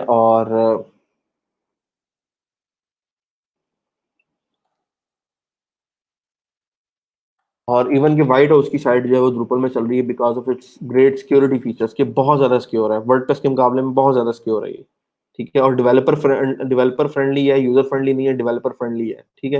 ये कुछ प्लेटफॉर्म्स हैं जो कि ड्रूपल पे बने हुए हैं, आर्सेनल FC और इंपीरियल वॉर म्यूजियम, इन लाइफस्टाइल, स्पार्क POS, मतलब काफी सारी ऐसी चीजें हैं जो कि इस पे बनी और चल रही हैं वर्ल्ड ओवर। तो मेरा वो चैलेंज था, पहली एक साइट क्रिएट करनी थी, एक अपने क्लाइंट के लिए, कैनेडियन क्लाइंट था, और उसके लिए साइट बनानी थी मेंबरशिप की, जिसपे उसने रखे हुए थे, आप समझ लें कि कुछ कायरोप्रैक्टर की साइट थी। और उसपे होता क्या था कि डॉक्टर्स जो कायरोप्रैक्टर्स होते थे वो दूसरे डॉक्टर्स को एजुकेट करते थे कि वो अपने पेशेंट्स को किस तरह से ट्रीट करें, यानी डॉक्टर्स ने मेंबरशिप बाय करनी होती थी साइड से। और उस मेंबरशिप के अंदर हमें एक पॉइंट पे पेपॉल को इंटीग्रेट करना था। पेपॉल को इंटीग्रेट करके हमें सब्सक्रिप्शन को मैनेज करनी थी कि हर महीने हर बंदे के अकाउंट से $10 या $15 डिडक्ट होते जाए ऑटोमेटिकली। तो वो मुझे गोल दिया गया कि पेपल इंटीग्रेशन आपने करनी है। और एट दैट पॉइंट मुझे पीएचपी भी नहीं आती थी। मेरी जॉब को स्टार्ट हुए लाइक 3 मंथ, मैं डॉट नेट से पीएचपी में शिफ्ट हुआ था और मुझे पीएचपी का कुछ नहीं पता था। I just new the front end and Drupal CMS, उसमें मुझे चीजें करनी आती थी लेकिन कोडिंग का इतना अच्छा आइडिया नहीं था पीएचपी में। So he gave me a documentation of PayPal, और उसने मुझे बताया कि यार ये वाला स्पेसिफिक एक्सप्रेस चेकआउट मेथड है, इसको हमने यूज करना है, तो ये तुम्हारी जिम्मेदारी, तुमने करना है। और मैंने वो डॉक्यूमेंट लिया ऑनलाइन और मैं उसको समझने बैठा और मुझे उसकी समझ नहीं आ रही थी। और मैं सुबह आता था 10 बजे दफ्तर और रात को शाम को 7 बजे आता था, और 7 घंटे, मतलब 10 से 7 तकरीबन 12 घंटे में 1 घंटा लंच का हो गया, 1 घंटा आप चाय पानी का निकलने का या गपशप करने का लगा लें। तो बाकी 7 घंटे I was just reading that document कि ये काम कैसे होगा। I am searching on Google, blog search कर रहा हूँ, गूगल पे सर्चें करी जा रहा हूँ, पेपल की साइट पे जा रहा हूँ, गिटहब के ऊपर डिफरेंट कोड्स पे जा रहा हूँ, कभी कोई सॉफ्टवेयर देख रहा हूँ, कभी कोई लाइब्रेरी देख रहा हूँ, और मुझे समझ नहीं आ रही थी how will it be implemented. वो एक डॉक्यूमेंट था, अगर मैं आपके साथ शेयर करूं, IPN PayPal instant payment notification, इसका एक डॉक्यूमेंट था जिसको समझने में I took 2 weeks, whole 2 weeks, and there was nobody who was gonna tell me कि यार क्या होगा कैसे होगा। बस ये डॉक्यूमेंटेशन पढ़ रहा हूँ, इसमें जो जो लिंक आ रहे हैं उसको मैं पढ़ता जा रहा हूँ और मुझे समझ नहीं आ रही कि करना कैसे है। लाइफ में फर्स्ट टाइम किसी ने मुझे इस तरह का टास्क दिया था कि पेमेंट मेथड इंटीग्रेट करना है और रिकरिंग पेमेंट्स करनी है, वन टाइम नहीं होनी चाहिए, और बताने वाला कोई भी नहीं है, ना कोड का पता ना किसी चीज का पता। तो वो 2 वीक्स मेरी लाइफ के ऐसे थे कि जिसमें मुझे मेरे बॉस ने छोड़ दिया। मैं जाता था उसके पास, वो कहता था पढ़ लिया है, समझ आई, नहीं आई, जाओ दोबारा पढ़ो जाके। So 2 weeks I went with the same practice, or after 2 weeks I integrated it, reading a lot of blogs, reading a lot of documentations, reading a lot of softwares, reading a lot of libraries. I implemented that solution on my own, and when I did that, he was very happy on me कि यार you got to understand कि किस तरह से self learning करनी है, अपने आप को कैसे develop करना है। That was my first step, that was my first barrier जिसको मैंने उस टाइम ओवरकम किया 2 वीक्स के अंदर। और मैं समझता हूँ कि 2 वीक्स मैंने बहुत ज्यादा लिए, it was just a job of 3 to 4 days। अगर मैं सिर्फ ओपन माइंड के साथ पढ़ता कि ये क्या चीज है और ये कैसे काम करती है, सिर्फ एक बुक रीडिंग के स्टाइल में अगर मैं पढ़ता, तो आई कुड डू दैट। मेरे माइंड पे प्रेशर था कि I have to deliver it in this time, मुझे 4 वीक में ये सोल्यूशन, 4 वीक कह रहा हूँ, 4 दिन में ये सोल्यूशन इंप्लीमेंट करके देना है, जो मैंने कभी नहीं किया। इस प्रेशर के साथ आई कुड नॉट वर्क। और 2 वीक्स के अंदर जब मैंने वो चीजें की, उस सराउंडिंग के अंदर there were a lot of freelancers. वहां पे तकरीबन कुछ 56-57 फ्रीलांसर्स बैठे हुए थे जिनके पास अपनी मैकबुक्स थी और वो मंथली अच्छे पैसे कमा रहे थे, और nobody has time for me. मैं जिसके पास जाता था तो वो आगे से मुझे समझ लें कि नई एडवाइस करके भेज देता था, या कहता था टाइम नहीं है मेरे पास अभी, मैं बाद में बात करूंगा, या आप ऐसा करें फलाना ब्लॉग जाके चेक कर लें। इस तरह की सिचुएशन थी। 2 वीक्स में खुद वो चीज करके I implemented that, and that day I thought कि यार मुझे किसी से पूछने नहीं जाना, internet has everything, Google has everything, मुझे यहाँ से चीजें सीखनी है। ठीक है। तो बात करने का मकसद ये है कि हर एक बंदे की लाइफ में ये स्टेप आता होता है। ठीक है। इवन मैंने 4 साल की डिग्री की हुई थी, देन आई टुक 2 वीक्स। ठीक है। वो डिग्री का I don't think so that was a lot of benefit, it was just piece of paper. जब आपने प्रोग्रामिंग की प्रैक्टिस नहीं की, आपने बेसिक कंसेप्ट को फॉलो नहीं किया, आपने असाइनमेंट्स को उस तरह से फॉलो नहीं किया, आपने बुक रीडिंग की नहीं है, तो आपने अपने साथ खुद ही ज्यादती की है। ठीक है। सो मैं नहीं चाहता कि अब वो ज्यादती जो पहले आपने कर ली, अब दोबारा अपने साथ अब इस स्टेज के ऊपर करें। सिर्फ मेरे लेक्चर पे डिपेंडेंट ना रहें, मेरे कहवे पे डिपेंडेंट ना रहें, गूगल आपके पास है, चीजें आपके पास, खुद सर्च आउट करें। अहमद हसन कह रहे हैं इतने सारे में आपने कोई प्लगइन बनाया हो फॉर पॉइंट ऑफ सेल ना? मैंने पॉइंट ऑफ सेल के लिए अपनी एक समझ लें कि क्रिएट किया था सॉफ्टवेयर पॉइंट ऑफ सेल के लिए, और मैंने उसको समझ लें इस टाइम ऑफलाइन किया हुआ है। अगर मेरे पास यहाँ पे सिस्टम में कहीं पे अवेलेबल हो तो, मैंने लारावेल में उसको क्रिएट किया था अपने क्लाइंट के लिए, लाहौर की कंपनी है उसके लिए मैंने क्रिएट किया था। So I am trying to update that, और अभी इतना टाइम मेरे पास नहीं निकल रहा कि उसको मैं कंप्लीट कर सकूं। यहाँ पे कहीं पे मेरे पास शायद अवेलेबल हो, अगर हो तो मैं आपको दिखा सकता हूँ। तो प्रोडक्ट्स काफ़ी सारी चीज़ों के ऊपर काम किया है, और बात इतनी है कि जब आप जिम्मेदारियों में पड़ जाते हैं, जैसे मैं 5 इयर्स हो गए मुझे काम करते हुए, and I have a lot of dependency upon मी। तो जब आप इन चीजों में पड़ जाते हैं तब आपके पास अपने लिए टाइम नहीं निकलता। I have thought of a lot of products जिनको मैं करना चाह रहा हूँ, लेकिन बात वही है।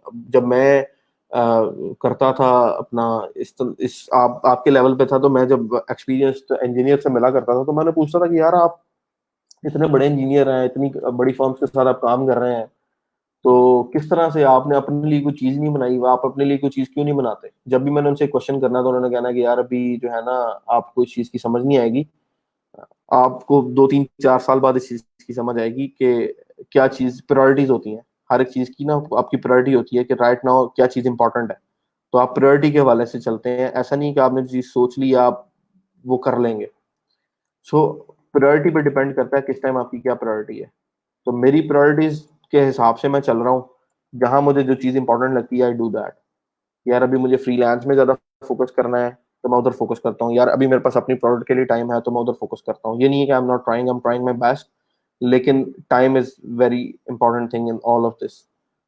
वक्त जो है ना वो बहुत जरूरी है। और मैं आपको बताऊं तो आपका भी गोल्डन टाइम है। ये जो 2 साल है आपके पास, ये वाले आपकी जिंदगी का सबसे बड़ा और कीमती और इम्पोर्टेंट टाइम है। अगर आपने इसको इस तरह से वेस्ट कर लिया तो you will never make out of it. अभी जो आप अचीव कर सकते हैं जिंदगी के आने वाले सालों में, वो बहुत मुश्किल हो जाएगा। ये आपका करंट गोल्डन टाइम है। डिग्री के बाद जो पहले 2 साल हैं आपकी जिंदगी के सबसे इंपॉर्टेंट है। Even degree time is your golden time. I think of that. जो आखिरी साल है आपका किसी फॉर्म में होना चाहिए, फ्री नहीं होना चाहिए। ठीक है।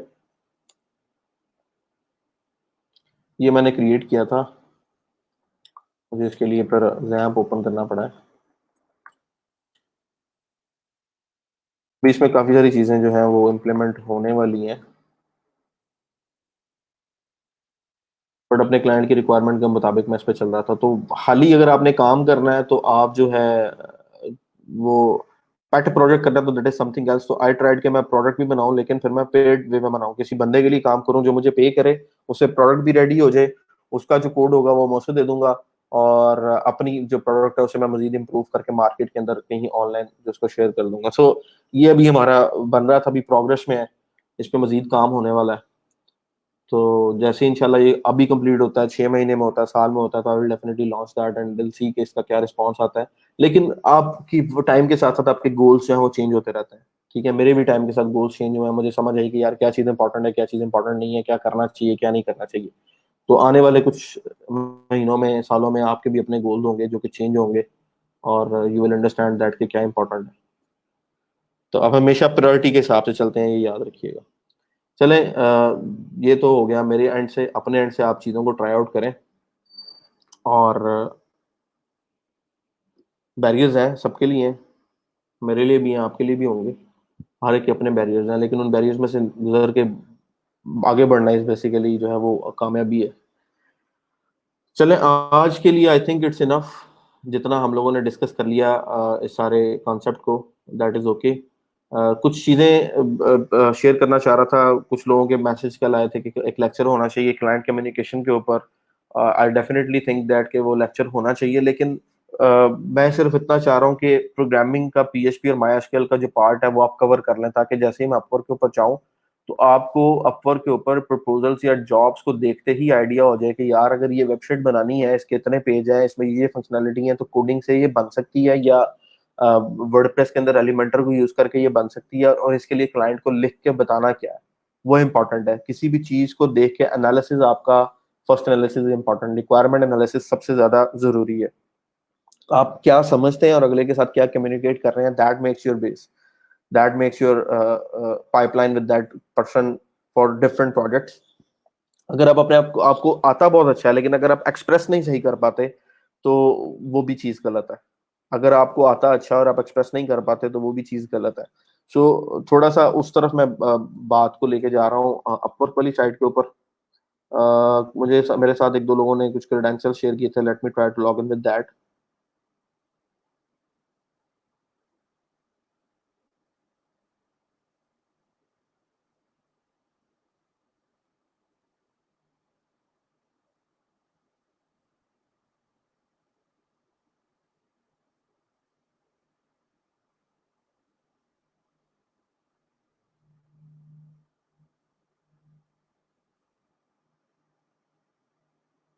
अच्छा जी, मेरे साथ शेयर किए थे जुवेरिया ने credentials.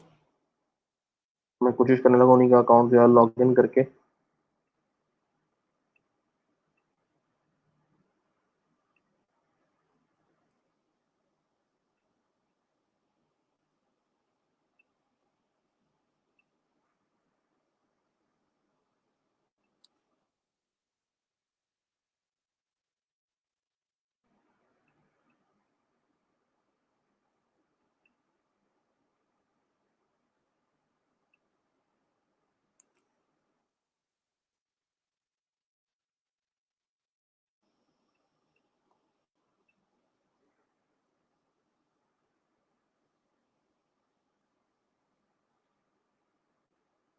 Just give me a second.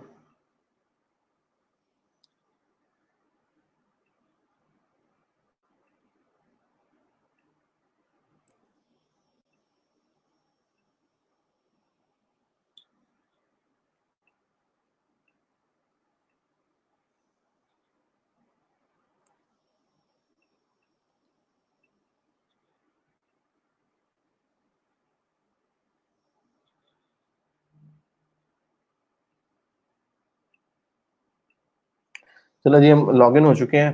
ठीक है, और यहाँ पे हम देखें तो ये प्रोफाइल है उनकी।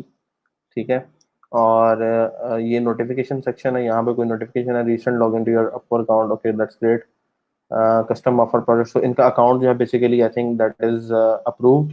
अप्रूव्ड अकाउंट होगा तो you can submit a proposal. Submit a proposal पे क्लिक करेंगे तो ये बेसिकली पार्ट है जहाँ पे जाके आप अपना प्रपोजल जो है वो लिखते हैं और सबके साथ अपने जो क्लाइंट है उसको आप जो उसके रिक्वायर्ड चीज़ें उसके आंसर करते हैं। सबसे इंपॉर्टेंट चीज़ है जॉब सर्च अपवर्क के ऊपर। ठीक है, आपके पास ये रिकमेंडेड सेक्शन आ रहा है। रिकमेंडेड में आपकी स्किल के मुताबिक चीज़ें होंगी और कोविड 19 से रिलेटेड कोई चीज़ें हैं, कोई जॉब हैं, तो यहाँ पे देखेंगे वो सारी कोविड 19 से रिलेटेड जितने भी प्रोजेक्ट्स हैं वो सारे यहाँ पे आ रहे हैं। ठीक है, और यहाँ पे देखें तो यूके यूके यूके और जो प्रपोजल्स हैं लेस देन 5 हैं। इसकी रीज़न क्या है? उसकी रीज़न ये है कि अभी जो टाइम हुआ है दैट इज़ लाइक हमारे यहाँ पे पाकिस्तानी हुए हैं 10:53, तो यूके में तकरीबन सुबह के 7 बजे में या 8 बजे में। तो अभी इस टाइम जो मार्केट टाइम है वो यूके का टाइम है। ठीक है, अभी यूके की मार्केट ऑन हुई है और वहां से आपके पास जॉब्स हैं वो नजर आना शुरू हो गई हैं। दूसरा रिकमेंडेड सेक्शन में जाएंगे तो जितनी जॉब्स आपकी स्किल के साथ मैच करती हैं वो सारी आपके पास शो हो जाएंगी, लेकिन उन सब में जरूरी नहीं है कि लेस देन 5 प्रपोजल हो। यहाँ पे लेस देन 5 आ रहे हैं और नीचे थोड़ा सा जाएंगे तो मे बी प्रपोजल्स के नंबर ज्यादा हो जाए। इट्स ऑल लेस देन 5, तो दैट इज वेरी गुड। इसका मतलब है कि जॉब्स अभी ऑनलाइन अवेलेबल है। तीसरी चीज़ है, जब भी आप जॉब्स को देखेंगे यहाँ नीचे पेमेंट वेरीफाइड और क्लाइंट की जो है, जब आप जॉब को ओपन करेंगे किसी भी जॉब को, तो लास्ट में आपके पास ये क्लाइंट के रिव्यू आ रहे हैं, क्लाइंट की हिस्ट्री आ रही होगी। ठीक है, कि इसने किसी बंदे के साथ कितना काम किया हुआ है और यहाँ पे उस क्लाइंट ने कितने पैसे स्पेंड किए हुए हैं, कितने जॉब्स उसने किए हैं, उसका हायर रेट क्या है। ये बड़ा इंपॉर्टेंट है। ठीक है, तो फर्स्ट ऑफ ऑल आप अगर आए जॉब्स के सेक्शन के अंदर, यहाँ पे जाके मैं सिर्फ वर्डप्रेस लिखूं और सर्च करूं, सिर्फ वर्डप्रेस लिख रहा हूँ और कुछ नहीं लिख रहा, सिर्फ वर्डप्रेस का कीवर्ड मैंने लिखा है, तो तकरीबन 12,268 जॉब्स हैं इस टाइम जिनके अंदर वर्डप्रेस का वर्ड यूज हो रहा है। आउट ऑफ दैट कम से कम 5,000 जॉब्स तो होंगी कि जहां पे वर्डप्रेस की प्योरली सिर्फ वेबसाइट बनाने का काम है। ठीक है, WordPress developer needed to build 4 child themes, 4 child theme बनाने हैं। आवरली रेट $25 से $45 का है। ठीक है, क्लाइंट ने 10,000 प्लस स्पेंड किए हुए हैं और यूके का क्लाइंट है। ठीक है, सो मेरे बताने का मकसद ये है कि ये वाहिद वर्डप्रेस ऐसी नीच है जिसमें अपर के ऊपर काफ़ी सारी स्पेस है। अगर मैं किसी और की बात करूं, जैसे लारावेल की बात करता हूं, तो फिर कितने चीज़ों पे कितनी जॉब है लारावेल के रिगार्डिंग, लारावेल लिखता हूं तो 1357 जॉब्स है। ठीक है, अगर मैं लेट सपोज यहाँ पे लिखता हूँ ये फ्रेमवर्क, तो ये की कितनी जॉब है? यहाँ पे जी 82 जॉब है सिर्फ ये की। अगर मैं लिखता हूँ एंड्रॉयड, इसकी तकरीबन कोई 8,000 के नजदीक हो सकती हैं। ये सर्च करेगा जितनी जॉब्स के अंदर वो वर्ड आ रहा है वो सारी जॉब्स लेगा, तो तकरीबन इस टाइम 6,532 जॉब्स हैं जहाँ पे एंड्रॉइड का वर्ड यूज हो रहा है। तो सबसे ज्यादा रिजल्ट आपको वर्डप्रेस में मिलेगा, यानी सबसे ज्यादा काम आपके पास वर्डप्रेस में होगा। इसका मतलब है कि जितना ज्यादा उसमें काम है उसमें उतनी अपॉर्चुनिटी भी है आपके पास और कंपटीशन भी है। सो आपको ये पता होना चाहिए आपने अपने आप को प्रेजेंट कैसे करना है। ठीक है, क्लाइंट के साथ अपने आप को अपने प्रेजेंट कैसे करना है उसके लिए जरूरी है कि आपके पास हर इंडस्ट्री से रिलेटेड कुछ पोर्टफोलियो आइटम्स होनी चाहिए, हर इंडस्ट्री से रिलेटेड कुछ पोर्टफोलियो लिंक्स होने चाहिए। वो बड़े जरूरी है। वो कहाँ से मिलेंगे? कुछ पोर्टफोलियो लिंक्स, पोर्टफोलियो से मरा दिया कि जो ओल्डर काम किसी ने किया होता है अपने वर्क एक्सपीरियंस के अंदर, उसको आप अपना पोर्टफोलियो बोलते हैं। तो जो काम मैंने किया हुआ है या मेरे पास जो लिंक्स हैं, मैं वो आपके साथ शेयर कर दूंगा, जिनको आप अपने प्रपोजल्स में या ऑन फाइवर क्लाइंट्स के साथ डिस्कस करते हुए यूज कर सकते हैं। इसके अलावा आपके पास हर नीश का होना चाहिए। जब आप वर्डप्रेस में काम कर रहे हैं तो किस किस इंडस्ट्री का आपके पास होना चाहिए पोर्टफोलियो, वो मैं आपको यहाँ से बता देता हूँ। wordpress.org पे जाते हैं। यहाँ पे थीम्स का सेक्शन है। थीम्स के सेक्शन में जाएं। यहाँ पे अगर आप फीचर फिल्टर करेंगे तो ये सारी इंडस्ट्रीज आ रही हैं, ये सब सब्जेक्ट्स हैं जिनकी आपके पास एग्जांपल्स होनी चाहिए। इसका मतलब है कि आपके पास ब्लॉग से रिलेटेड कम से कम 3 वेबसाइट्स का लिंक होना चाहिए, ई कॉमर्स से रिलेटेड कम से कम 3 वेबसाइट्स का लिंक होना चाहिए, एजुकेशन से रिलेटेड 3 वेबसाइट्स का लिंक होना चाहिए, एंटरटेनमेंट से रिलेटेड 3 से 4 वेबसाइट्स का लिंक होना चाहिए, फूड एंड ड्रिंक या रेस्टोरेंट या cafeteria, cafes, holiday, news, photography and portfolio, इन सब से रिलेटेड आपके पास कम से कम 3 3 लिंक्स होने चाहिए, ताकि जब आप प्रपोजल भेजने लगे और जॉब के अंदर लिखा हो, जैसे यहाँ पे अगर मैं लिखता हूँ वर्डप्रेस और पोर्टफोलियो 2 लफ्ज लिखता हूँ, तो क्या यहाँ पे कुछ जॉब के अंदर हो सकता है वर्ड यूज हो रहा हो। तो need Elementor developer with design approach to create website from Figma UI. ठीक है। फिग्मा बेसिकली सॉफ्टवेयर है जिसके ऊपर जिस तरह फोटोशॉप के ऊपर डिजाइन बनते हैं, फिग्मा के ऊपर यूजर इंटरफेस बनता है, उसको एलिमेंटर से बंदा कन्वर्ट करवाना चाह रहा है। 16 मिनट पहले उसने जॉब पोस्ट की है, $200 की जॉब है, तो एलिमेंटर हमें आता है, तो इस वेबसाइट के ऊपर हम अप्लाई कर सकते हैं। एक्सपीरियंस लेवल उसने लिखा हुआ है इंटरमीडिएट, हमने क्या डाला हुआ है बिगिनर। हम उसको जब हमारी प्रोफाइल अप्रूव हो जाती है उसको हम चेंज करके एक्सपीरियंस एक्सपर्ट पे लेके जा सकते हैं। और आपने अगर प्रोफाइल बनाते वक्त बिगिनर लिखा तो अब आप उसको एक्सपर्ट पे ले जाए। ठीक है। तो जितनी सारी जॉब्स है जहाँ पे पोर्टफोलियो का वर्ड यूज हो रहा है और जहाँ पे वर्डप्रेस का वर्ड यूज हो रहा है, वो सारी यहाँ पे आ गई है। लेस देन 10 hours पर वर्क नीडेड है। I need a simple website, it will be around 10 pages, we can buy theme if needed. तो उसको बेसिकली उस तरह का थीम बनवाना है। और साइट मैप होगा उसमें, short listed company website is about real estate and investment, please share your past portfolio if you have did something similar, all content logo site reference site map is ready, lead time is 4 to 5 days included weekends. तो मतलब उसका मतलब है कि 5 दिन के अंदर अंदर आपने इसके ऊपर कोई ना कोई रिस्पॉन्स देना है, whatever you want to make on design. तो इसके ऊपर आप भेजेंगे तो डेफिनेट बात है फिर पासपोर्ट फोलियो मैटर करता है। तो आपके पास जो सब्जेक्ट मैंने आपको शेयर किया है, कम से कम आपका अब काम ये है कि आपने उससे रिलेटेड 3 से 4 लिंक्स इंटरनेट से फाइंड आउट करने हैं। और जब भी आप वो, और वो लिंक्स इस तरह के होने चाहिए कि अगर मैं उनको वर्ड सीएमएस के अंदर यहाँ पे आके ऐड करूँ, वर्ड सीएमएस के अंदर आके यहाँ पे अगर मैं उन्हें ऐड करूँ तो लिखा है कि वो वर्डप्रेस पे बनी हुई है। जैसे मैं यहाँ पे वीनो लंदन का नाम लिखता हूँ, जो प्रोजेक्ट मैंने किया हुआ है, सॉरी नेम इज रॉन्ग। ठीक है। ये वेबसाइट देखने में लगता नहीं है वर्डप्रेस पे, लेकिन ये वर्डप्रेस पे बनी हुई है।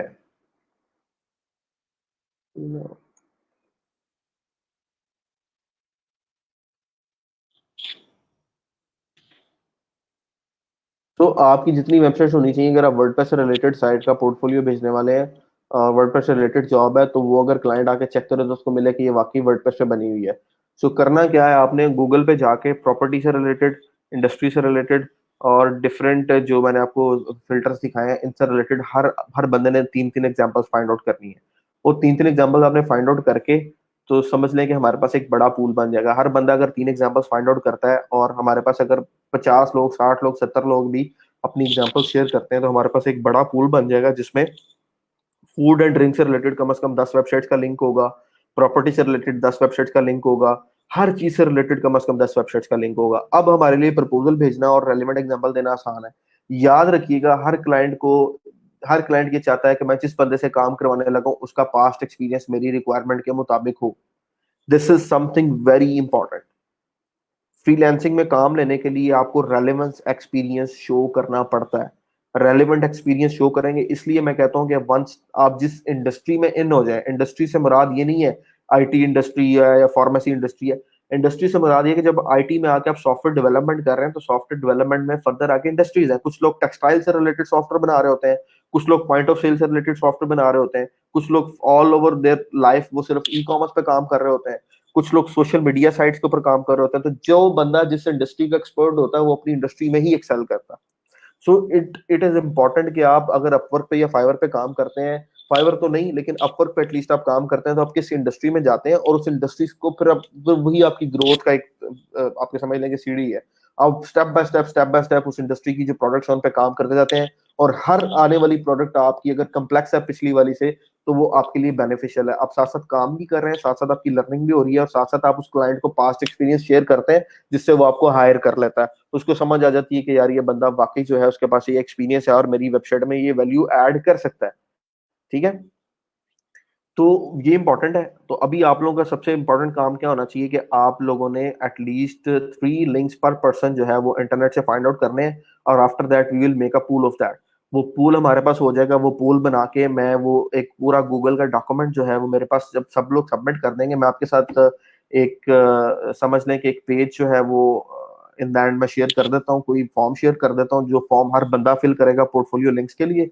और once that pool is filled, मैं उसको एक गूगल डॉक्स में डॉक्यूमेंट में कन्वर्ट कर दूंगा, एक पीडीएफ में कन्वर्ट कर दूंगा और ग्रुप में वो शेयर कर दूंगा। उससे क्या होगा, ग्रुप में हमारे पास हर इंडस्ट्री से रिलेटेड कम से कम हर बंदे ने 3 लिंक्स दिए होंगे। अगर 70 लोगों ने किया तो तकरीबन 210 लिंक्स हमारे पास हर इंडस्ट्री से रिलेटेड आ जाएंगे, और आपके पास गूगल डॉक्यूमेंट में वो सारा डॉक्यूमेंट होगा। और जब आप प्रपोजल भेजने लगेंगे, तब सबसे ज्यादा इंपॉर्टेंट चीज है रेलिवेंस। याद रखिएगा, मैं फिर बता रहा हूँ, रेलिवेंस इज सबसे ज्यादा इंपॉर्टेंट थिंग। रेलिवेंस, जो रिक्वायरमेंट आपको मिल गई है उससे रिलेटेड आपका पोर्टफोलियो आइटम कहीं ना कहीं होना चाहिए। तो अगर 210 साइट्स में से आप देखते हैं कि हाँ यार ये वाली वेबसाइट है जो इस रिक्वायरमेंट से मैच करती है, तो उस वेबसाइट को, उस पोर्टफोलियो, अपने प्रपोजल के अंदर शेयर करें, और उसमें थोड़ा सा बता दें कि आपने ये काम कैसे किया है और आप क्लाइंट के काम को कैसे करेंगे। ठीक है, ये बताना और साथ रेलिवेंस देना जरूरी है। Then you will definitely get response. जब आपको रिस्पॉन्स आता है, देन योर कम्युनिकेशन मैटर्स। सबसे पहली चीज है रिस्पॉन्स लेना, सबसे पहली चीज है एनालिसिस करना, रिक्वायरमेंट समझना। आप उस स्टेप से पास होंगे, then you will get the response. जब आपको रिस्पॉन्स आता है, फिर आपकी कम्युनिकेशन मैटर करती है। आप क्लाइंट को वैल्यू दे रहे हैं या नहीं, आप ऑन टाइम उससे डिस्कशन कर रहे हैं या नहीं, आप अपनी डेडलाइंस को मीट कर रहे हैं या नहीं, आपने टाइम लेना तो आप किस तरह ले सकते हैं, आपने कॉस्ट को इंक्रीज करवाना आप किस तरह कर सकते हैं। ये सारी चीजें उसके बाद की हैं। सबसे पहली चीज है रिक्वायरमेंट एनालिसिस जो आपको होना चाहिए। फिर एस्टिमेशन एंड टाइम कैलकुलेशन, उसकी भी टेक्निक है कि आप किस तरह से देखेंगे किस प्रोजेक्ट के ऊपर कितना टाइम लगेगा, आप एक्सपेक्टेड टाइम कैसे निकालेंगे, आप एक्सपेक्टेड प्राइस कैसे निकालेंगे प्रोजेक्ट की। This is something important. So उससे पहले I will ask all of you to just create portfolio links for yourself, ताकि एक पूल हमारे पास बन जाए। फिर मैं कॉन्फिडेंट हूँ कि हाँ यार मेरे पास पूल है, अब मैं इन्हें बता सकता हूँ कि यार किस तरह से आपने एक अच्छा प्रपोजल लिखना है, ताकि ये खुद जॉब फाइंड आउट करें। फिर किस किस तरह की जॉब को पिक करना है, किस जॉब पे अप्लाई करना है, वो चीजें मैं आपके साथ उन इन दैट लेक्चर शेयर कर दूंगा। सो आज इंशाल्लाह, आज या कल किसी टाइम है वो, जी हर इंडस्ट्री के 3 लिंक सर्च करने हैं गूगल पे जाके आपने, और आपने वो फाइंड आउट करके चेक करना है कि वो वेबसाइट्स वर्डप्रेस में बनी हो स्पेशली, और कम से कम 2 साइट्स वर्डप्रेस में हो। जो एक साइट आपकी लारावेल या कोडिग्नेटर में हो सकती है। 3 लिंक्स पर इंडस्ट्री आपने निकालने हैं। और ये कोशिश कीजिएगा कि आप अपने सोशल सर्कल को भी टच करें, जो दोस्त दूसरे सॉफ्टवेयर हाउसेस में काम करते हैं उनसे भी वर्क एग्जांपल्स मंगवाएं, अपने कोलीग से भी वर्क एग्जांपल्स लें, और उसमें से जो बेहतरीन साइट्स हैं उनको आप लोग जो है वो करके शॉर्टलिस्ट करके उनको सबमिट करवाएं। Who are emitted freelancers on Upwork, जिस जिसकी प्रोफाइल अप्रूव हो रही है, जिसने प्रोफाइल डिस्क्रिप्शन जो है ठीक दी थी, जिसने जिस तरह मैंने बोला था कि आप अपवर्क पे अप्लाई करें, जिन्होंने किया है, आई एम कॉन्फिडेंट कि उसमें से काफी सारे लोगों की प्रोफाइल अप्रूव हो गई होगी। जिनकी प्रोफाइल अप्रूव नहीं हुई, उनका कैसे पता लग सकता है? उनकी या तो ऊपर यहाँ पे नोटिफिकेशन आ रहा होगा लॉग इन करके, ऊपर की प्रोफाइल अप्रूव नहीं हुई, या वो किसी भी जॉब पे जाके अप्लाई करेंगे तो उनसे अप्लाई नहीं हो पा रहा होगा, वहां पे लिखा आएगा कि आप अभी इस जॉब पे अप्लाई नहीं कर सकते, आपकी प्रोफाइल प्राइवेट है। ये मैसेज आ रहा होगा आपकी प्रोफाइल प्राइवेट है, तो आप इसको कर दिया अपवर्क, बस ये स्क्रीन आ रही का मतलब है कि आपकी प्रोफाइल जो है दैट इज पब्लिश्ड। और अगर आपके पास ये स्क्रीन नहीं आ रही, दैट मीन्स कि आपकी प्रोफाइल अभी पब्लिश्ड नहीं है। ठीक है, सो अगला जो कंसेप्ट होगा रखेंगे अपवर्क से रिलेटेड, जॉब फाइंड से related, job how to stop, job to pick job, how to see client history, and job पे अप्लाई करना। उससे पहले सब 3 3 को निकालें, और यहाँ या लारावेल हो,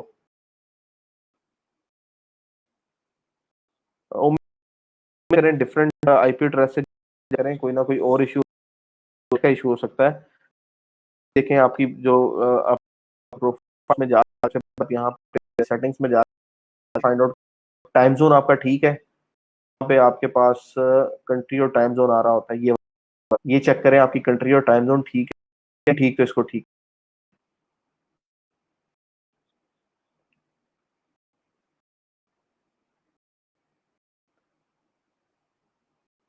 आगे बात की दूसरा, I will be randomly checking profiles of a few तो कुछ 2 3 4 लोग अपनी प्रोफाइल के जो क्रेडेंशियल्स हैं वो मेरे साथ लाजमी शेयर कर दीजिएगा, यूजर नेम और पासवर्ड जो है, ताकि मैं at some point different profiles में लॉग इन होकर आपके साथ चीज़ें जो है वो शेयर कर सकूँ। ठीक है, आज तो मैंने इनसे प्रोफाइल का एक्सेस लिया, मेरे पास जो मुझे प्रोफाइल एक्सेस दिया है, आदिल ने भी उनकी प्रोफाइल के भी क्रेडेंशियल्स हैं। तो मिर्ज़ा सरमद, आप, महजाद साहब, आप और सज्जाद, सजावल, 3 4 लोग जो है मेरे साथ क्रेडेंशियल्स हैं वो अपने शेयर कर दीजिए। थर्ड जो चीज़ है वो है, ये आपके पास जो अवेलेबिलिटी आ रही है इससे नीचे बार आ रही है 80%, ये आपकी होनी चाहिए 100% के ऊपर। ठीक है, ये आपकी परसेंटेज है दैट शुड बी अराउंड 100%, 100% होगी तो आपकी प्रोफाइल जो है वो सर्च में भी आ रही होगी। ठीक है, ये कहाँ से होगी, कैसे होगी, इस पर इंशाल्लाह बात करेंगे। प्रोफाइल जिनकी अप्रूव हो गई है वो चेक कर लें, जिनकी अप्रूव नहीं हुई they can text me, I let them know कि किस तरह से हम अपनी प्रोफाइल को वो अप्रूव करवा सकते हैं।